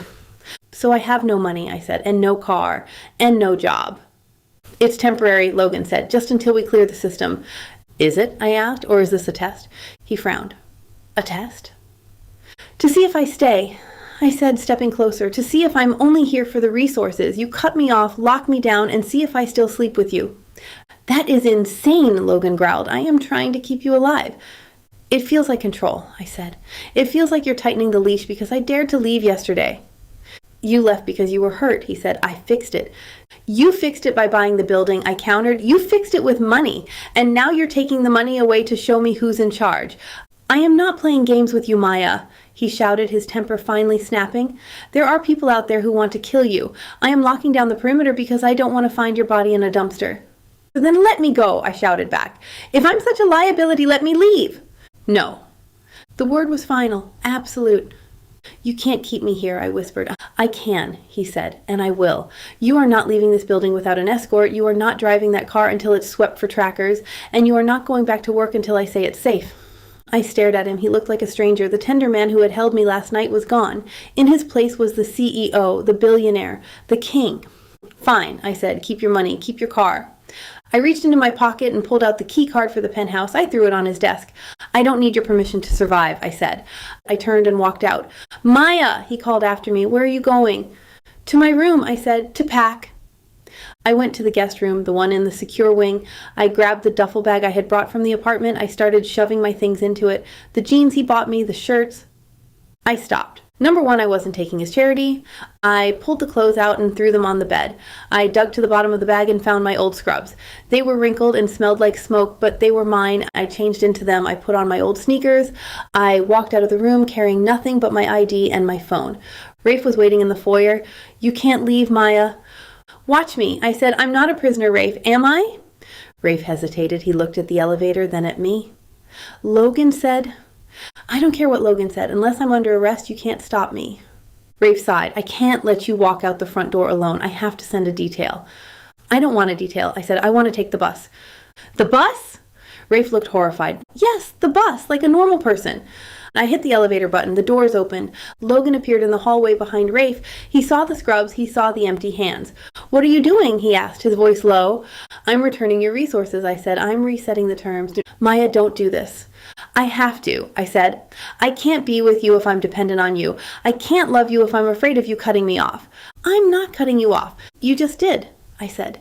And you'll do it again, because you think money solves everything, but it doesn't solve this. I stepped into the elevator. I'm going to work, I said. I'm going to pick up a double shift at a different station. I'm going to make my own money. And if you want to see me, you can come find me, but not as my boss, not as my landlord, just as you. The doors closed, and I rode down to the lobby. The paparazzi were gone, chased away by the storm or the news cycle, and I walked out onto the street. The heat hit me, heavy and humid. I walked to the bus stop. I waited. 10 minutes later, the bus came. I got on. I paid the fare with the loose change in my pocket. I sat in the back, staring out the window as the city rolled by. I was exhausted. My body ached. I had no idea where I was going to sleep tonight, but I felt lighter. I was back in the struggle, back in the survival pacing. And for the first time since I met Logan Cross, I knew exactly who I was. I wasn't a princess. I wasn't a victim. I was Maya Diaz, and I was going to make it on my own or die trying. Chapter 16. Logan. The silence in the penthouse was a physical weight pressing against my eardrums. It had been 3 days since Maya walked out. 3 days since she threw her keycard on my desk and told me she didn't need my permission to survive, and she was right. She was surviving. I watched the security feed on my tablet. Maya was sitting on a plastic chair in the waiting room of a community clinic in Hialeah. She looked exhausted. Her uniform was wrinkled, her eyes shadowed. She was working double shifts, sleeping on a friend's couch, and refusing every lifeline I tried to throw her. My hand clenched around the device. I wanted to go to her. I wanted to drag her back to the safety of my fortress, wrap her in silk, and never let her see the ugly side of the world again. But that was exactly why she left. You're hovering, Rafe said from the doorway of my office, and I snapped the tablet cover shut. I'm monitoring a high-value asset. You're stalking your girlfriend, Rafe corrected. She's not my girlfriend, I said, my voice rough. She's a stubborn, reckless woman who thinks poverty is a badge of honor. Rafe walked in and sat down. He looked tired, too. The threat level hadn't dropped. If anything, it was escalating. We have a problem, Rafe said. What now? A licensing complaint, Rafe said, sliding a file across my desk. Filed this morning with the state medical board. Anonymous tip claiming Maya Diaz stole narcotics from the terminal during the incident. My blood ran cold. That's a lie. Doesn't matter, Rafe said. They attached footage, doctored footage. It shows her near the medical shipment in container 302 putting something in her pocket. I opened the file. The image was grainy, dark. It was clearly manipulated, but to an untrained eye or a biased board, it looked damning. They're going after her license, I realized. They can't kill her, so they're destroying her livelihood. Exactly, Rafe said. If she loses her license, she can't work. If she can't work, she can't support Javi. It forces her back into a corner. Or back to me. The thought was insidious. If she lost everything, she would have to come back. She would have to accept my help. But I pushed it away. I wasn't going to win her by default. I wasn't going to let them break her just so I could be the one to put her back together. Call Theo, I ordered. Theo Marlowe? Rafe asked. The media guy? He's not just media, I said. He's crisis management. He knows how to kill a story before it breathes. Get him on the line now. Rafe dialed. A moment later, Theo's smooth voice filled the room. Logan, Theo said, I see you're making headlines again. I need you to bury one, I said. There's a doctored video circulating, a licensing complaint against Maya Diaz. I want the source traced, the footage debunked, and the story killed before the evening news. That's a tall order, Theo mused. Doctored footage is sticky. Once it's out there, preserve the evidence chain. I cut in. Get the raw feed from my terminal cameras. The timestamps won't match. Prove it's a fabrication. And Theo, if any news outlet runs it, sue them into oblivion. Understood, I'll deploy the team. I hung up, one fire contained. But the heat was still rising. There's more, Rafe said quietly. What? The board, Rafe said. They heard about the investigation. They're threatening to trigger the morals clause in your contract if you don't distance yourself from her. They're saying the association is toxic. I laughed, a harsh, humorless sound. Let them try. Logan, they can freeze your assets. They can lock you out of the company. I built this company, I said, standing up, and I'm not letting a bunch of suits dictate who I protect. I walked to the safe in the corner of my office. I pulled out a hard drive. It contained the unredacted audit logs of the terminal, every shipment, every bribe, every blind eye turned by previous management before I took over. Open the books, and I told Rafe. What? Call the federal investigators, I said. Give them everything, the audit trails, the security footage, the payoff schedules from before my tenure. Tell them I'm cooperating fully. Tell them I want the port scrubbed clean. Rafe stared at me. You're nuking the site. I'm removing the shadows, I said. If the cartel can't hide here anymore, they'll leave. And if the board wants to fight me, let them explain why they want to protect a smuggling ring. It's risky, Rafe warned. It's necessary. I handed him the drive. Do it. Rafe left. I was alone again. I looked at the tablet. Maya was leaving the clinic. She was walking toward a bus stop. Her shoulders were slumped. She looked defeated, and she didn't know about the complaint yet. She didn't know her career was hanging by a thread. I couldn't tell her. If I called her, if I interfered, she would see it as control. She would think I was pulling strings to keep her dependent. I had to help her without touching her. I had to save her from the shadows. I grabbed my jacket. I needed to see her, just see her. I drove to the clinic myself. I parked across the street in a rental sedan watching. Maya sat on the bench, her head in her hands. She looked small, vulnerable. A man approached her. He was wearing a suit, carrying a briefcase, a process server. My gut twisted. He was serving her the notice of the complaint. I watched as she took the envelope. I watched her open it. I saw the moment her world collapsed. She dropped the paper. She covered her face. Her body shook with silent sobs. I had my hand on the door handle. I was half a second away from running across the street, grabbing her and taking her away from all of this. But I stopped, and if I went to her now, I was the hero.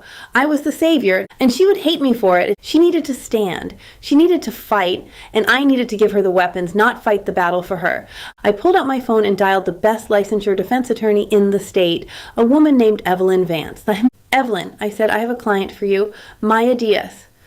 The EMT? Evelyn asked. I heard about the complaint. It's ugly, Logan. It's fake, I said. I'm sending you the proof, the raw footage, the audit logs, everything. I want you to represent her. Does she know you're hiring me? No, I said. And she can't know. Tell her. Tell her it's pro bono. Tell her the union sent you. Whatever you have to say, just take the case. And the bill? Send it to me. Okay, Evelyn said. I'm on my way. I watched as Maya stood up. She wiped her face. She picked up the papers. She looked like she was about to break, and then she pulled out her phone. She made a call. I waited. My phone didn't ring. She wasn't calling me. She hung up and started walking, not toward her friend's house, toward the bus station. I frowned. Where was she going? I followed her. She got on a bus headed north toward the county line, and I tailed the bus for 40 minutes. It stopped at a Greyhound station, and Maya got off. She walked to the ticket counter, and my heart hammered against my ribs. She was leaving. She was running. I parked the car and ran inside. I couldn't stay in the shadows anymore, not if she was leaving. I found her near the boarding gates. She was clutching a ticket, staring at the departure board. Maya, I said. She spun around. Her eyes widened. Logan? You're leaving, I said, looking at the ticket in her hand. Tallahassee? I have to, she whispered. I lost my license, Logan. I can't work here. I can't save Javi if I can't work. You didn't lose it, I said. It's a complaint. You can fight it. I can't fight it, she cried. They have video. They have proof. It's fake, I said, stepping closer, and I have the real footage. I have a lawyer on the way to meet you. Evelyn Vance, she's the best. Maya stared at me. You hired a lawyer? She thinks the union sent her, I admitted, but yes, she can clear your name. Why didn't you tell me? Because you wanted autonomy, I said, my voice rough. You wanted to do it on your own. I was trying to respect that. By stalking me to a bus station? By protecting you, I shouted, the frustration finally boiling over. You think running away solves this? They'll find you in Tallahassee. They'll find you anywhere. The only place you're safe is here with me. I can't be with you, she said, tears streaming down her face. Look at what happens to people around you. My car, my apartment, my job. It all burns down. We can rebuild it, I said. Together. I don't want to rebuild, she screamed. I just want my brother to live. He will live, I said, but not if you run. If you leave him vulnerable. You leave yourself vulnerable. And she looked at the ticket, then at me.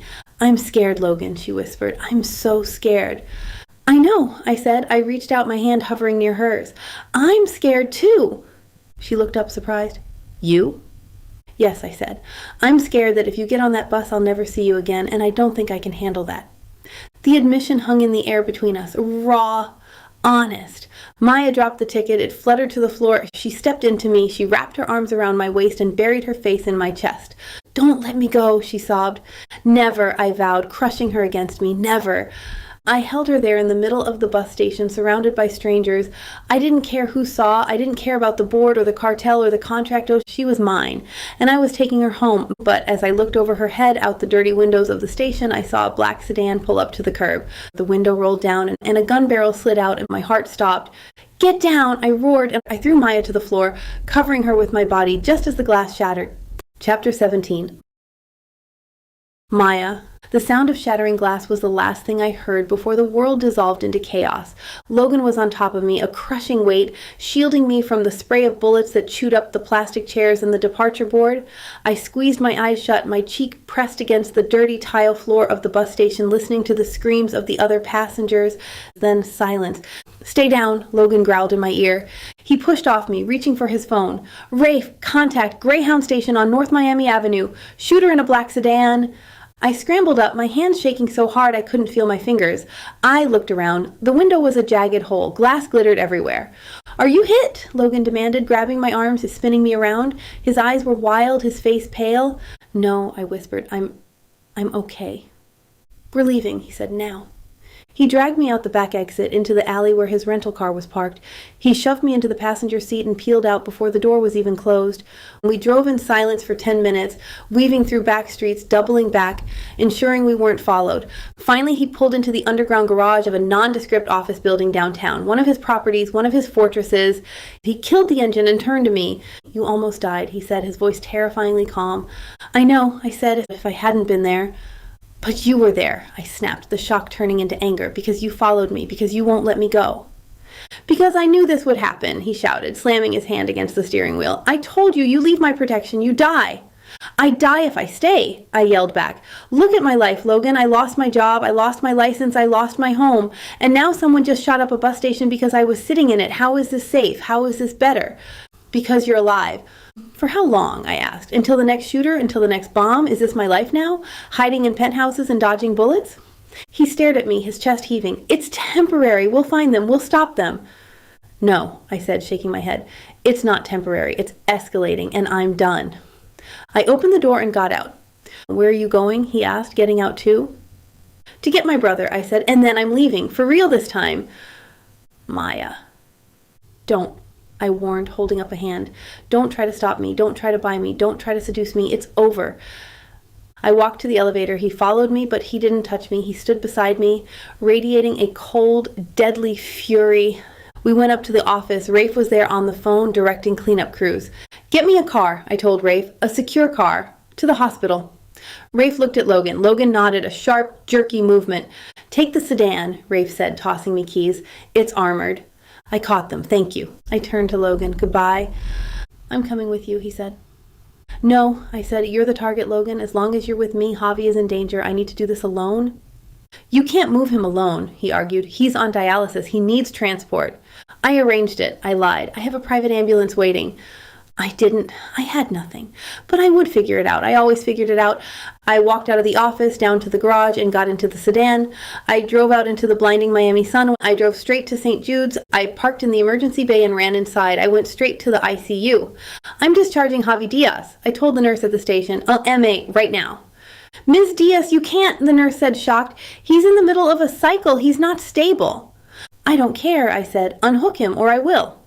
I pushed past her into Javi's room. He was awake, watching TV. He looked pale, fragile. Maya? He asked. What's going on? You look like you've been in a war. We're leaving, Javi, I said, grabbing his bag. Get up. Leaving? Where? Anywhere but here. I disconnected the lines. The machine screamed a warning. Nurses rushed in. Ms. Diaz, stop! Call security if you want, I said, helping Javi sit up, but we are walking out of here. I practically carried him to the elevator. He was weak, stumbling. My heart was breaking, but I couldn't stop. We got to the lobby and walked straight into a nightmare. The sliding doors opened and a wall of noise hit us. Paparazzi, dozens of them, camped out on the sidewalk, and in the middle of them, holding a microphone like a weapon, was the reporter from Miami scene. There she is, someone shouted. The scandal! Flashes erupted. Questions were shouted. Maya, did you steal the drugs? Is your brother's treatment paid for with stolen money? Are you sleeping with Logan Cross? Javi flinched, shielding his eyes. Maya, what's happening? Keep walking, I whispered, gripping his arm. We pushed through the doors. The mob surged forward. Microphones were shoved in my face. Cameras were inches from Javi's terrified expression. Ms. Diaz, the reporter yelled. Comment on the bus station shooting. Were you the target? Leave us alone, I screamed. Someone grabbed my arm. Not a reporter, a man in a dark suit. He wasn't security. He wasn't police. He leaned in close, his breath hot on my ear. Mr. Morales sends his regards, he whispered. My blood froze. The rival operative, he was here in the crowd, using the chaos as cover. He shoved a piece of paper into my hand and disappeared into the throng. I clutched the paper, my heart hammering. Get back! A voice roared. Security guards from the hospital poured out, forming a wedge. We stumbled through the gap, reaching the sedan. I shoved Javi into the passenger seat and jumped in. I locked the doors. I looked at the paper in my hand. It was a note. Leave Miami or the boy dies next. I stared at it. The threat was clear. The timeline was immediate. I started the car and peeled out of the lot, leaving the cameras and the danger behind. Maya, Javi said, his voice trembling. Who was that? What did he say? Nobody. I said, it's nobody. I drove north. I didn't stop at my apartment. I didn't stop at the bank. I just drove. Where are we going? Javi asked again. The storage unit, I said. We're getting our things, and then we're gone. I had rented a unit in Fort Lauderdale weeks ago when the eviction notice first came, just in case. I had put our winter clothes there, our passports. We drove for an hour. I kept checking the rearview mirror, expecting to see a black sedan or a black SUV, but the road was empty, and we got to the storage unit. I loaded the few boxes into the trunk. Okay, I said, getting back in the car. We're ready? Ready for what? Javi asked. Maya, you're scaring me. We have no money. I need dialysis in 2 days. Where are we going? Victim services, I said. I'm calling Lena Hart. I pulled out my phone. I dialed the number on the card Lena had given me at the courthouse. Lena, I said when she answered. It's Maya. Maya, where are you? I heard about the bus station. Are you with Logan? No, I said. I left him. I have Javi. We're in Lauderdale. You need to come in, Lena said. We need to get you into relocation, federal protection.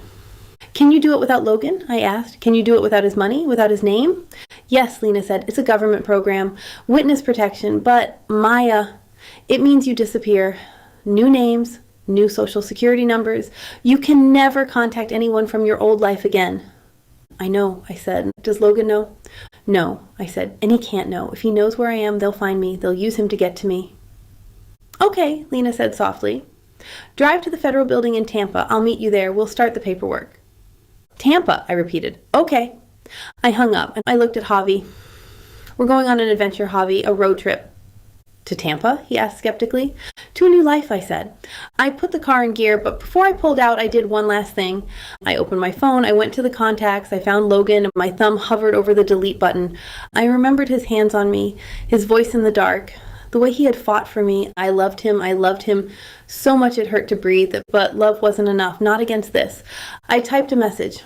I'm safe, don't look for me. Please, I sent it, and then I deleted his number, I deleted Rafe, I deleted the foundation app. I powered the phone down and rolled down the window. I threw it into a drainage ditch. Maya, Javi shouted, that was your phone? I don't need it anymore, I said. I drove onto the highway heading north, away from Miami, away from the storm, away from Logan Cross. I was alone again, broke, scared, running for my life, but I was free and Javi was alive, and that had to be enough. As the miles rolled by, I touched my stomach. A phantom sensation, a memory of his touch. I would never see him again. The realization was a physical ache, a hole in my chest that would never heal, but I had saved him too. By leaving, I had taken the target off his back. I had removed his weakness, and he could go back to being the king of the port, the man of steel and logistics, and I would be a ghost. "Goodbye, Logan," I whispered to the empty road. "Goodbye, my love," and I pressed the gas pedal down. The sedan sped up, carrying us into the unknown, and the relationship was severed. The sex was over. The romance was dead. All that was left was survival. Chapter 18. Logan. The penthouse was quiet, but it wasn't empty. It was filled with the ghost of Maya Diaz.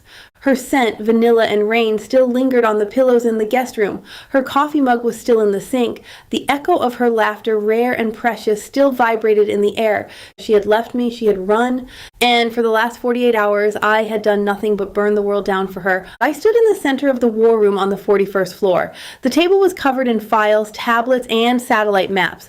Rafe Santoro was pacing the length of the window, talking into a secure phone. Damian Cade was sitting at the table, reviewing property deeds. Theo Marlowe was monitoring the news feeds. In the inner circle, the five. "Status on the strike?" I asked, my voice rough from lack of sleep. "Execution in 5 minutes," Rafe said, hanging up. "Federal agents are moving on the warehouse in Hialeah. The audit logs you provided were the key, Logan. They linked the smuggling ring directly to the Morales cartel's distribution network." "And the rival contractor?" "Terminated," Damian said, looking up from his tablet. "I leveraged the termination clause in his master service agreement. It cost us $3 million in penalties, but his access to the port is revoked permanently. He's out." "Good," I said. "What about the licensing board?" "Package delivered," Theo said. "Sealed evidence, chain of custody verification on the original security footage. The board has already dismissed the complaint. Her license is clear." I nodded. One by one, I was dismantling the cage that had trapped her. I was removing the threats, the leverage, the fear, but none of it mattered if I couldn't find her. "Where is she?" I asked for the 100th time. "She went dark," Rafe said. "Ditched her phone, used cash, but she's traveling with a medical patient. Javi needs dialysis every 3 days. He has to surface." "She's in Tampa," I said, a gut feeling settling into certainty. "How do you know?" "Because Lena Hart is in Tampa," I said, "and Maya trusts Lena." I walked to the window, looking out at the shipping yard below. It was moving again, the flow of commerce restored. But without Maya, it felt like a machine without a heart. "Get the plane ready," I said. "Logan," Rafe warned. "If you go there, if you corner her—" "I'm not going to corner her," I said. "I'm going to offer her a choice." I turned back to the room. "I need one more thing. Damian, draw up a new trust agreement." "Another one?" Damian asked. "Yes, for Javi, an irrevocable trust, fully funded. But here's the catch, I'm not the trustee. Maya is. She controls the money, she controls the disbursement. I have no oversight, no veto power, no strings." Damian whistled. "That's a lot of trust, Logan. You're handing her millions with zero control." "That's the point," I said. "She left because she felt controlled. I need to show her that I trust her with everything, even my money." "Done," Damian said. "I'll have the papers ready by the time you land." I walked out of the war room and down to the garage. I didn't take the SUV. I took my personal car, a sleek Aston Martin that I rarely drove. I wanted speed. I wanted control. I drove to the airport and boarded the jet. The flight to Tampa was short, but it felt like a lifetime. I spent the time staring at the empty seat across from me, remembering how she looked the first time she sat there, wet, shivering, terrified, and how she looked the last time I saw her, defiant, broken, leaving me. I wasn't going to let that be the end. When we landed, I rented a nondescript sedan, no driver, no security detail, just me. I drove to the address Rafe had uncovered, a small motel on the outskirts of the city, near the federal building. It was the kind of place people went when they wanted to disappear. I parked across the street and waited. It was dusk when she came out. Maya. She was wearing jeans and a t-shirt, her hair pulled back in a ponytail. She looked tired, she looked thin. She was carrying a bag of groceries, and my heart slammed against my ribs. The somatic reaction was violent, a physical ache of longing that nearly doubled me over. I got out of the car. I didn't run. I didn't shout. I just walked across the street, stopping 10 feet away from her. "Maya," I said softly as she spun around, dropping the grocery bag. Oranges rolled across the pavement. "Logan?" she whispered. Her eyes went wide, filled with fear and shock. "How did you find me?" I didn't track you," I lied, though Rafe had done exactly that. "I guessed Lena." She took a step back. You shouldn't be here. It's dangerous. The cartel... The cartel is gone, I said. The warehouse was raided this morning. The leadership is in custody. The threat is neutralized. She blinked. What? I burned them down, Maya, just like I promised. I stepped closer, but stopped when she flinched. I respected the boundary. I respected her fear. And your license, I said. It's clear. The complaint was dismissed. You can work anywhere you want. She stared at me, her chest heaving. Why are you telling me this? Because you left to protect me, I said, and to protect yourself, but you don't have to run anymore. I reached into my jacket pocket and pulled out the envelope Damien had prepared. This is for Javi, I said, holding it out. It's a trust, fully funded. You control it. You can take him anywhere, the best doctors, the best hospitals. You never have to ask me for a dime again. She looked at the envelope, then at me. I don't want your money. It's not my money anymore, I said. It's yours. It's autonomy, Maya. It's freedom. She hesitated. Her hand trembled as she reached out and took the envelope. And us? She whispered. Us, I repeated. The word tasted like hope. That's up to you. I removed the threats. I removed the leverage. There is nothing holding you to me now except whatever you feel. She looked down at the pavement, at the scattered oranges. I felt a lot, she admitted, her voice low. Fear, anger, desperation. And love? I asked, taking a risk. She looked up. Her eyes were wet. And love. So much love it scared me. It scared me too, I said. I thought I had to be strong. I thought I had to be the hero. But you saved me, Maya. You showed me that I didn't have to do it alone. I took a step closer. I'm not asking you to come back to the penthouse. I'm not asking you to work for the foundation. I'm just asking, can we start over without the contracts, without the chaos? She searched my face. As she saw the exhaustion, she saw the vulnerability I usually kept hidden behind walls of steel and money. You really came all this way, she said, just to give me this envelope. I came all this way, I corrected, to see you, to make sure you were okay, and to tell you that I'm not giving up. She let out a shaky breath. You're stubborn. I'm results-oriented, I said, a ghost of a smile touching my lips. She laughed. It was a wet, choked sound, but it was the most beautiful thing I had ever heard. I missed you, she whispered. I missed you too. She dropped the envelope on top of the groceries. She stepped toward me. No leverage? She asked. None, I vowed. No expectations? Only one, I said. That you let me kiss you. She smiled, a genuine, radiant smile that lit up the dusk. I think I can agree to those terms, she said. She closed the distance. She wrapped her arms around my neck, and when I kissed her right there on the sidewalk of a cheap motel in Tampa, it felt like coming home. It wasn't a desperate collision this time. It was slow, deep, a reaffirmation, and we broke apart, breathless. Javi is inside, she said. He's waiting for dinner. I can cook, I offered, or we can order pizza. Pizza sounds good, she said, but Logan? Yeah? You're paying. I laughed, pulling her close against my side. Deal. We picked up the groceries together. We walked toward the motel room door. The storm was over. The danger was gone. And as I walked through that door with Maya, leaving the billions and the business and the burden behind, I knew I was exactly where I was supposed to be. I was hers and she was mine, and this time nothing was going to tear us apart. Chapter 19. Maya. The door to the suite clicked shut, sealing out the world, but the silence that followed wasn't empty. It was heavy, vibrating with everything we hadn't said in the 48 hours since I'd torn my life apart to save his. I stood in the center of the living area of the presidential suite. The room was a landscape of soft creams and golds, bathed in the city lights of Tampa, but I barely saw it. I only saw him. Logan stood near the window, his silhouette dark against the glass. He had discarded his jacket, his tie was gone. The top buttons of his shirt were undone, exposing the hollow of his throat where his pulse beat, a steady, visible rhythm that proved he was real, that he was here, that he wasn't a hallucination conjured by my exhaustion. I looked at the leather folder sitting on the coffee table, the trust, the exoneration, the freedom. He had thrust it into my hands on the sidewalk outside the motel, but we hadn't spoken about it since. We had moved on autopilot, getting Javi into the car, getting checked in, getting my brother settled in the second bedroom with a room service menu and a promise of safety.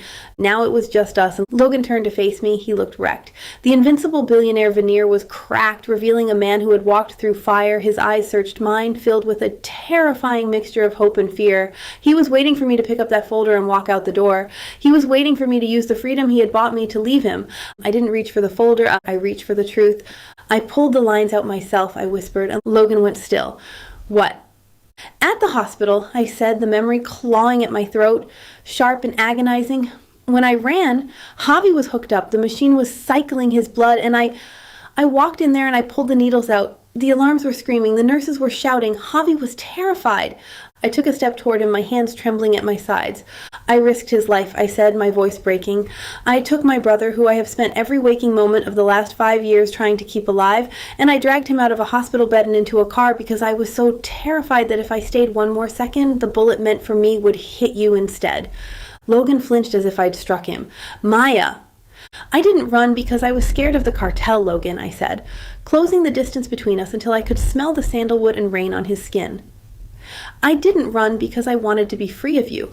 I ran because I realized that you were the one thing I couldn't survive losing. His breath hitched. He stared down at me, his dark eyes widening.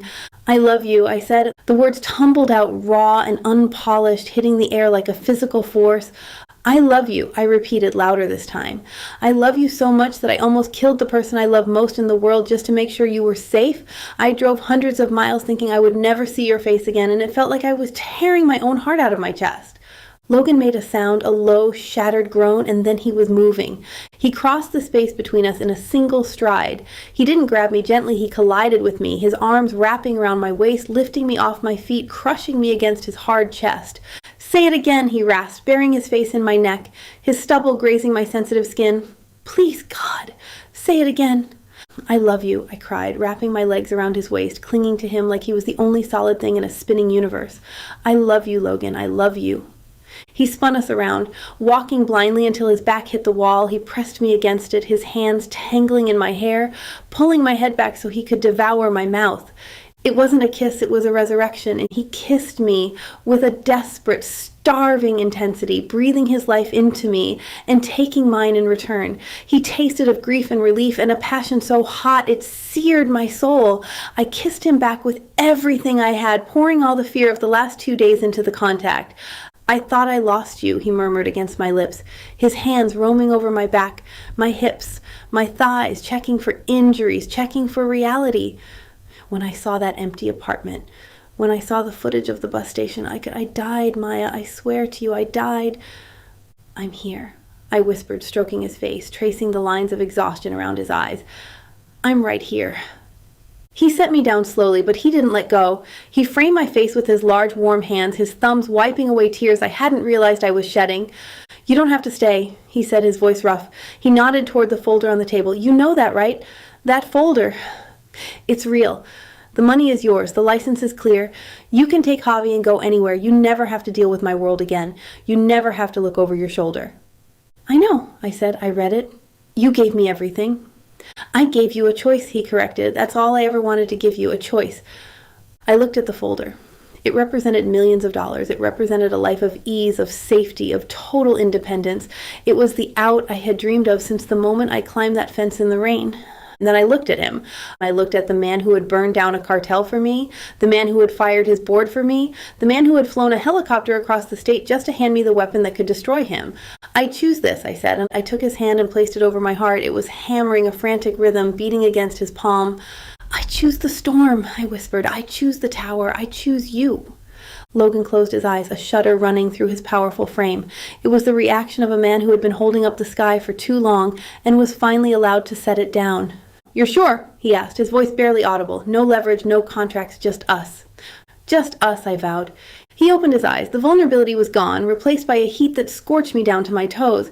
Then come here, he growled. He swept me up into his arms again, carrying me toward the bedroom. He kicked the door shut behind us, locking out the world, locking out the past. The room was dim, lit only by the city glow filtering through the shears. He set me down on the edge of the massive bed. He stood between my knees, his hands resting on my thighs, his thumbs rubbing circles into the denim of my jeans.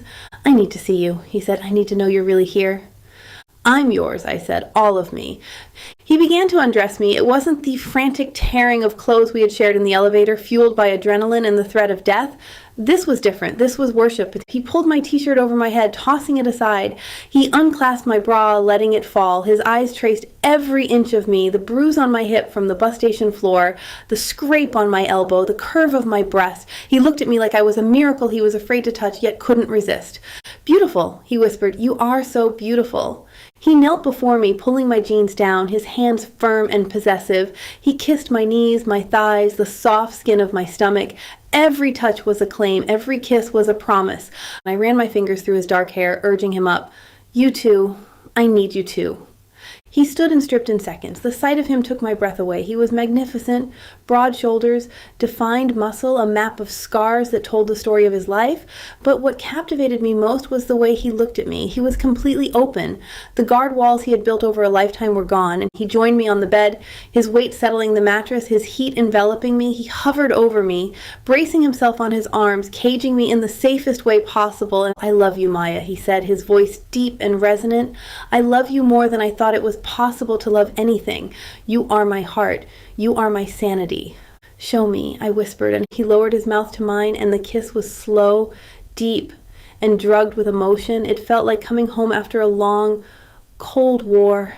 He entered me slowly, watching my face, waiting for my breath to hitch, for my eyes to flutter. He filled me completely, stretching me, grounding me. Mine, he whispered against my ear. Yours, I breathed back, always. We moved together in the silence of the room, a slow, rhythmic dance that was more intimate than anything we had shared before. There was no rush.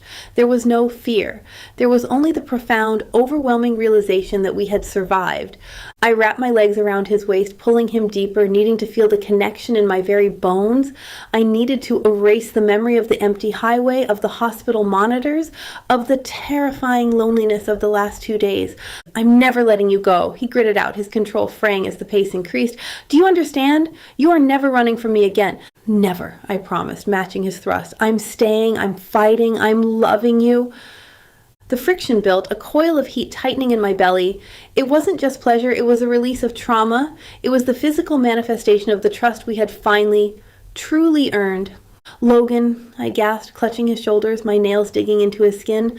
Let go, he commanded, his voice rough. I've got you, Maya.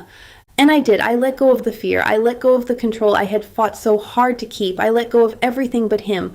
The climax hit me like a tidal wave, shattering me and putting me back together all at once. I cried out his name, arching off the mattress, lost in the sensation of him. And he followed me seconds later, a low, guttural shout tearing from his throat as he poured himself into me, his body shuddering with the force of his release. He collapsed on top of me, his breathing ragged, his skin slick with sweat. He buried his face in my hair, his arms wrapping around me so tight I could barely breathe, but I didn't mind. I wanted the weight. I wanted the pressure. We lay there for a long time, the silence returning, but this time it was peaceful. It was the silence of two people who had said everything that needed to be said. Slowly, Logan rolled to his side, pulling me with him so my head rested on his chest. He pulled the duvet up over us, cocooning us in warmth. He picked up my hand, interlacing our fingers, pressing a kiss to my knuckles. We go back tomorrow, he said quietly. To Miami, I said. To the penthouse, he said, but not as a safe house, as a home. And Javi, I asked. Javi goes to the best doctors in the world, Logan said. He goes to college. He lives his life. And you... He paused, tilting my chin up so he could look into my eyes. You take over the foundation, he said, not as a consultant, as the head of it. You run the logistics. You decide who gets saved. You use my money to fix the things that broke you. Tears pricked my eyes again. Logan? You're the only one who can do it, he said. You're the only one who knows what it's like on the ground. I thought about the years of struggle, the unpaid bills, the fear, and then I thought about the power he was offering me, not power over him, but power to change things. Okay, I whispered, I'll do it. He smiled, a true, genuine smile that reached his eyes. Good. He kissed my forehead. Now sleep. You've been running for days. I'm not running anymore, I reminded him. I know, he said. You're home. I closed my eyes, listening to the steady, strong beat of his heart under my ear. I thought about the trust fund sitting on the table in the other room. I thought about the exoneration letter. They were important. Yes, they were safety, but they weren't why I was staying. I was staying because of the way he had looked at me when I told him I pulled the IVs out. I was staying because he had crossed a state to find me, not to drag me back, but to set me free. I was staying because he was the storm and I had finally learned how to sail. Logan, I murmured, sleep tugging at my consciousness. I'm here, baby. Thank you. For what? For catching me. He tightened his arms around me, always. The darkness took me then, but for the first time in 5 years, it wasn't black, it was warm, it was safe, and it was filled with love. Chapter 20. Logan. The sun was rising over the Atlantic, painting the sky in shades of gold and violet. I stood on the balcony of the master suite, watching the waves crash against the private beach below. It was quiet, peaceful. 3 months ago, my life had been a storm of logistics and threats. Now, it was this. I turned back to the room. Maya was still asleep in the massive bed, tangled in the white sheets. Her dark hair was spread across the pillow, her breathing deep and even. She looked safe, she looked happy, and she was mine. I walked back into the room, my bare feet silent on the rug. I sat on the edge of the bed, reaching out to brush a strand of hair from her face. She stirred, her eyes fluttering open. She smiled when she saw me, a slow, sleepy smile that made my chest tighten. "Good morning," she whispered. "Good morning," I said, leaning down to kiss her forehead. "How did you sleep?" "Like a log. It's the ocean air." "Or the fact that you were up until 2 a.m. working on the foundation gala," I teased. She laughed, stretching her arms over her head. "Someone has to organize the logistics. Elena is great, but she doesn't know how to triage a seating chart." I ran my hand down her arm, marveling at the softness of her skin. "You're good at it. The emergency medical logistics arm is already saving lives." "Because of you," she said, covering my hand with hers. "You gave me the resources." "You did the work," I corrected. "I just signed the checks." She sat up, pulling the sheet with her. "Is Javi up?" "He's been up for an hour," I said. "He's in the kitchen with the chef, learning how to make crepes." Maya's face lit up. "He's eating?" "He's devouring everything in sight," I said. "Elias called this morning. The post-op numbers are perfect. The kidney transplant was a complete success." Tears welled in her eyes. "He's going to be okay." "He's going to be better than okay," I promised. "He's going to college in the fall. Stanford accepted him yesterday." "From Stanford?" she gasped. That's across the country." "It's a great program," I said, "and the jet can get you there in 5 hours." She looked at me, her eyes shining. "You really thought of everything." "I try." She reached out and pulled me down for a kiss. It was deep and slow, tasting of morning and love. "Thank you," she whispered against my lips. "Don't thank me," I said, pulling back just enough to look into her eyes. "Just stay with me." "I'm not going anywhere," she said. "This is home." We got out of bed and got dressed. I put on a pair of linen pants and a white shirt, the uniform of my new life here at the coastal estate. It was secluded, secure, and far away from the chaos of the port. We walked down to the kitchen. The smell of bacon and coffee filled the air. Javi was sitting at the island, a plate of crepes in front of him. He looked healthy. His color was back, his eyes bright. "Hey, Maya," he said, waving a fork. "Chef Pierre taught me how to flip them without breaking them." "That's a valuable skill," Maya said, kissing the top of his head. "How are you feeling?" "Awesome," Javi said. "I ran a mile on the beach this morning. The security guy tried to keep up, but I dusted him." I chuckled. "I'll have to talk to Rafe about his team's cardio." We ate breakfast together, laughing and talking about nothing important. It was a luxury I had never allowed myself before. Time. Just time to be with the people I loved. After breakfast, Javi went to the media room to play video games. Maya and I walked out to the patio. The ocean breeze was warm. Palm trees swayed in the wind. "It's perfect," Maya said, leaning against the railing. "It is," I agreed. I stood behind her, wrapping my arms around her waist. I rested my chin on her shoulder. "I have something for you," I said. "Another gift?" she asked, turning her head to look at me. "Logan, I don't need anything else. I have the car, the job, the trust."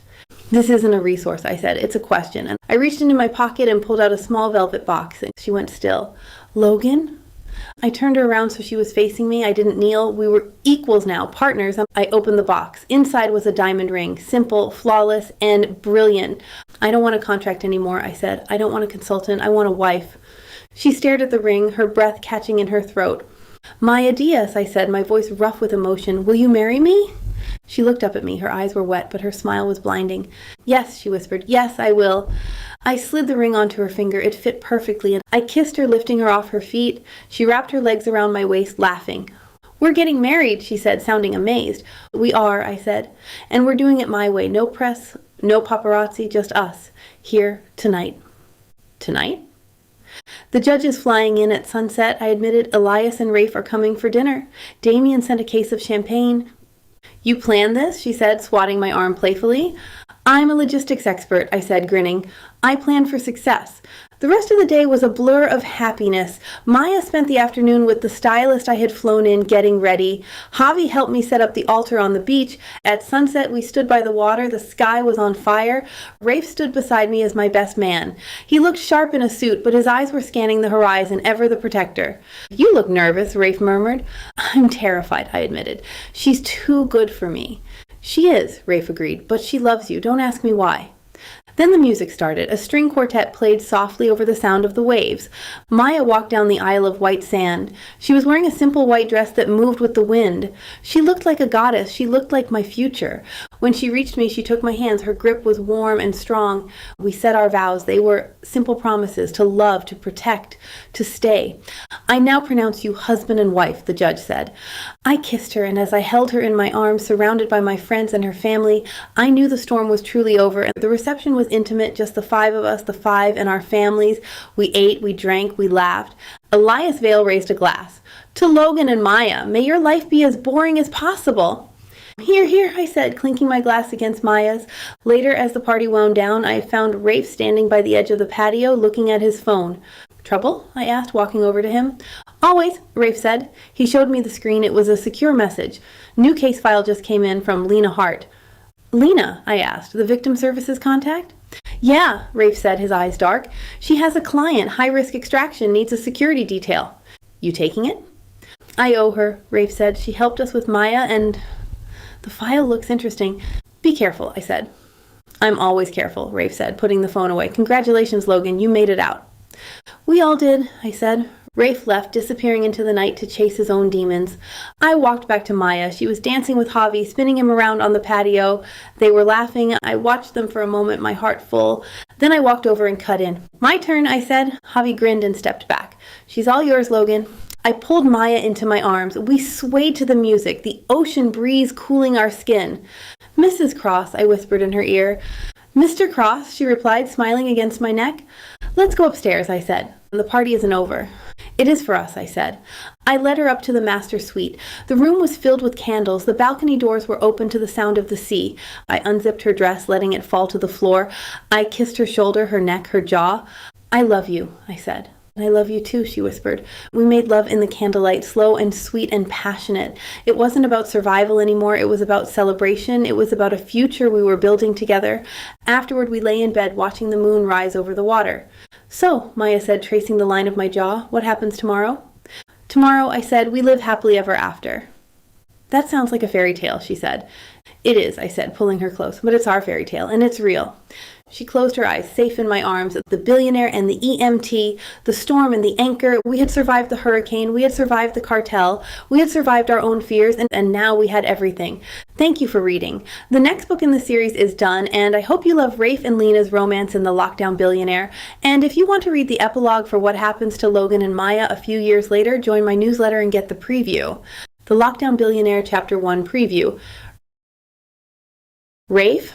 The voice in my ear had been a ghost for 3 months. It was a voice made of smoke and velvet, cool efficiency wrapped around steel. I had heard it at 3 a.m. when I needed a witness relocated. I had heard it in the middle of a firefight when I needed a federal clearance code to land a chopper. I had heard it when I was bleeding, and I had heard it when I was winning. But I had never seen the face that belonged to it until tonight.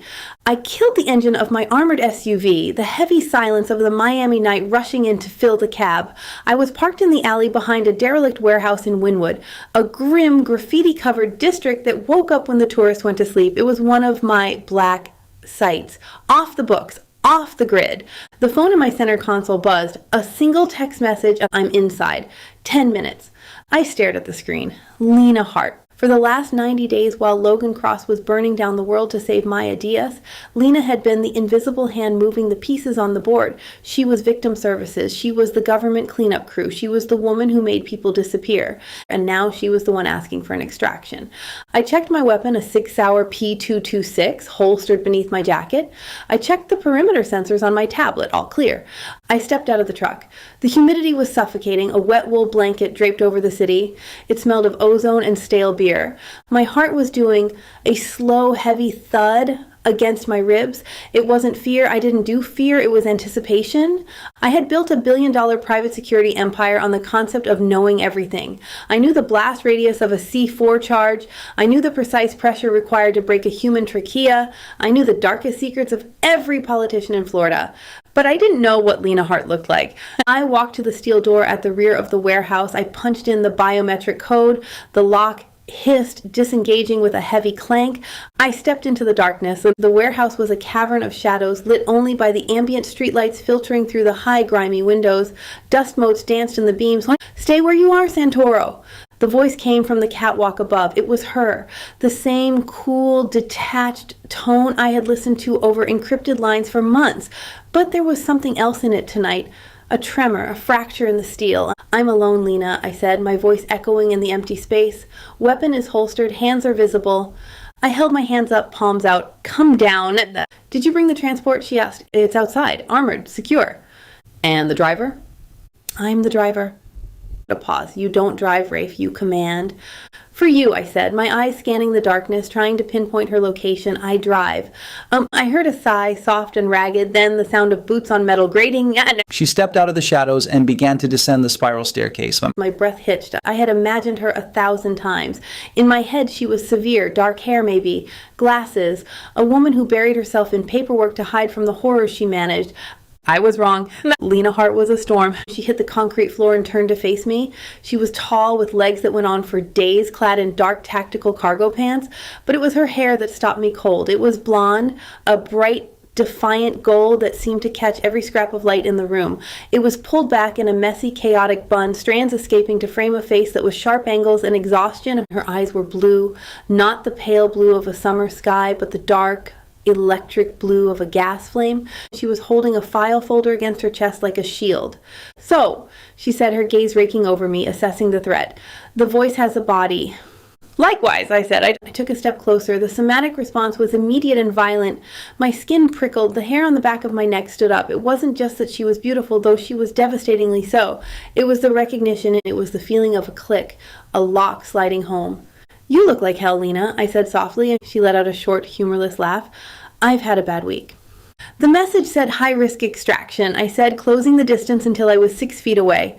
"Who's the client?" She hesitated. Her grip on the file tightened until her knuckles were white. She looked at the door behind me, then back at my face. "There is no client," she whispered. I frowned. "What do you mean?" "The file," she said, holding it out. "It's mine." I stared at her. "You're the target?" "I closed the loop on the Morales cartel for you," she said, her voice speeding up, the cool, professional facade cracking. "I processed Maya's exoneration. I buried the witness relocation data so deep the devil couldn't find it, but someone found me." "Who?" "I don't know," she said. "But I came home last night to find my apartment tossed. My laptop was gone, and there was a bullet on my pillow." My jaw tightened. "A kill warning. Old school. Personal." "Why didn't you call the marshals?" I asked. "You work for the DOJ. You have an entire agency behind you." "The agency is compromised," she said. "The breach that found me? It came from inside the network. If I call them, I'm calling the people who sold me out." She took a step toward me, entering my personal space. I could smell her now. She didn't smell like vanilla or flowers. She smelled of cold rain, antiseptic, and pure, high-octane fear. "I didn't know who else to call," she admitted, looking up at me. "You're the only person I know who operates outside the system. You're the only one I trust to be effective." "Effective," I repeated. "Is that what I am to you, a tool?" "You're a wall," she said. "And right now, Rafe, I really need a wall." The vulnerability in her eyes gutted me. This was the woman who had sounded bored while coordinating a multi-agency raid. This was the woman who had told me to go to hell when I asked for a favor without a warrant. And now she was standing in a dirty warehouse shaking. "Okay," I said, my voice dropping to a low rumble. "You've got a wall?" I reached out to take the file from her. My fingers brushed hers. Heat. It wasn't a spark. It was a jolt of electricity that traveled straight up my arm and settled heavy in my gut. She flinched, pulling her hand back as if burned. Her eyes went wide, locking onto mine. "We need to move," I said, my voice rough.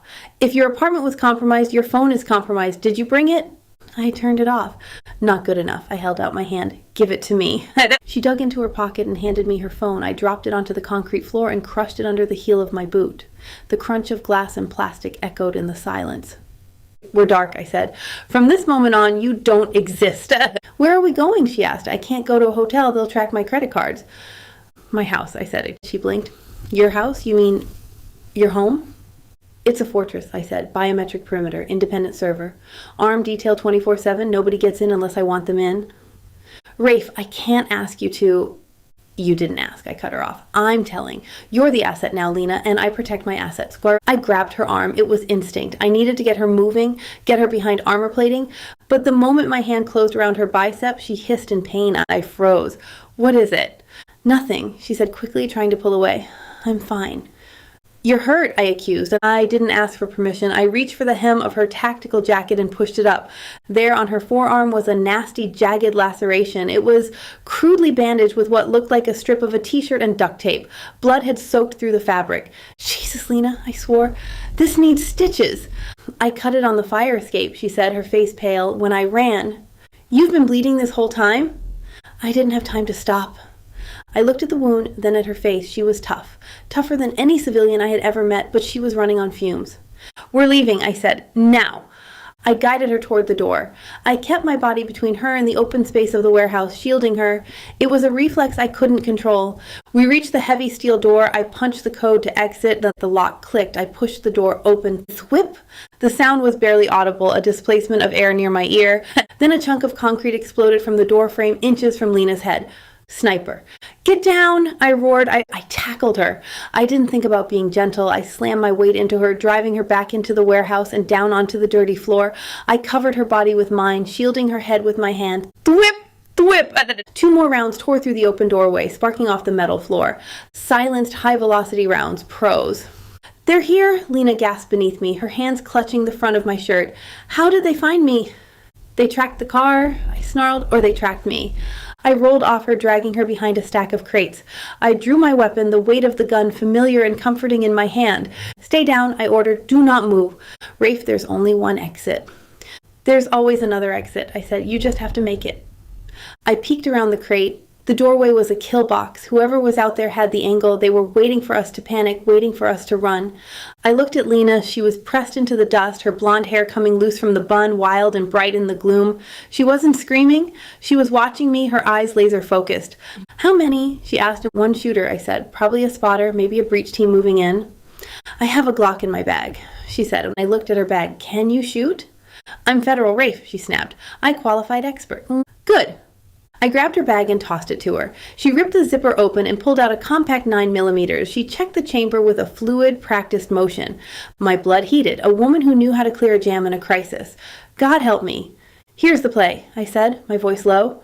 I'm going to blow the fire suppression line. The steam will give us cover. We run for the loading dock on the east side. The loading dock is welded shut, she said. I checked the blueprints. I have C4 in the truck, I said, but the truck is outside. Then we're trapped. No, I said, we're hunting. I looked at her. In the dim light with a gun in her hand and blood on her arm, she was the most magnificent thing I had ever seen. Do you trust me? I asked, and she looked at me. We had never met before tonight. We were strangers with a history of ghosts, but she didn't hesitate. I trust the wall, she said, and then get ready to run. I reached into my pocket and pulled out my phone, the encrypted one. I triggered the remote ignition for the SUV outside. Boom! The explosion outside shook the warehouse, the distraction I needed. Move! I yelled. We sprinted. We ran through the dark, weaving through the maze of machinery. I could hear shouting outside. The breach team was confused, and we reached the east wall. There was a high window painted over black. I holstered my weapon and laced my fingers together. Up! Lena didn't argue. She stepped into my hands. I launched her upward. She grabbed the sill, used the butt of her gun to smash the glass, and hauled herself up. She straddled the sill. Ignoring the glass shards, she reached down. Rafe, hand! I jumped, grabbing her forearm. Her grip was surprisingly strong. She hauled, I pulled, and I scrambled up beside her. We dropped into the alley on the far side, landing in a pile of wet cardboard. I was up instantly, pulling her to her feet. My car is gone, I said, pointing to the burning wreckage of the SUV at the front of the building. We're on foot. My safe car is 3 blocks over, Lena said, a gray Honda. Lead the way. We ran. The rain started again, a sudden tropical downpour that soaked us in seconds. My clothes clung to my skin. Lena's blonde hair was plastered to her face. We reached the Honda. She fumbled with the keys, her hands shaking from the adrenaline dump. Give it to me, I said, taking the keys.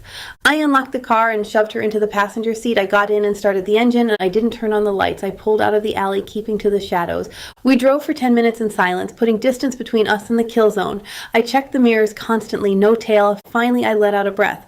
I looked over at Lena. She was leaning her head back against the seat, eyes closed, clutching her bleeding arm.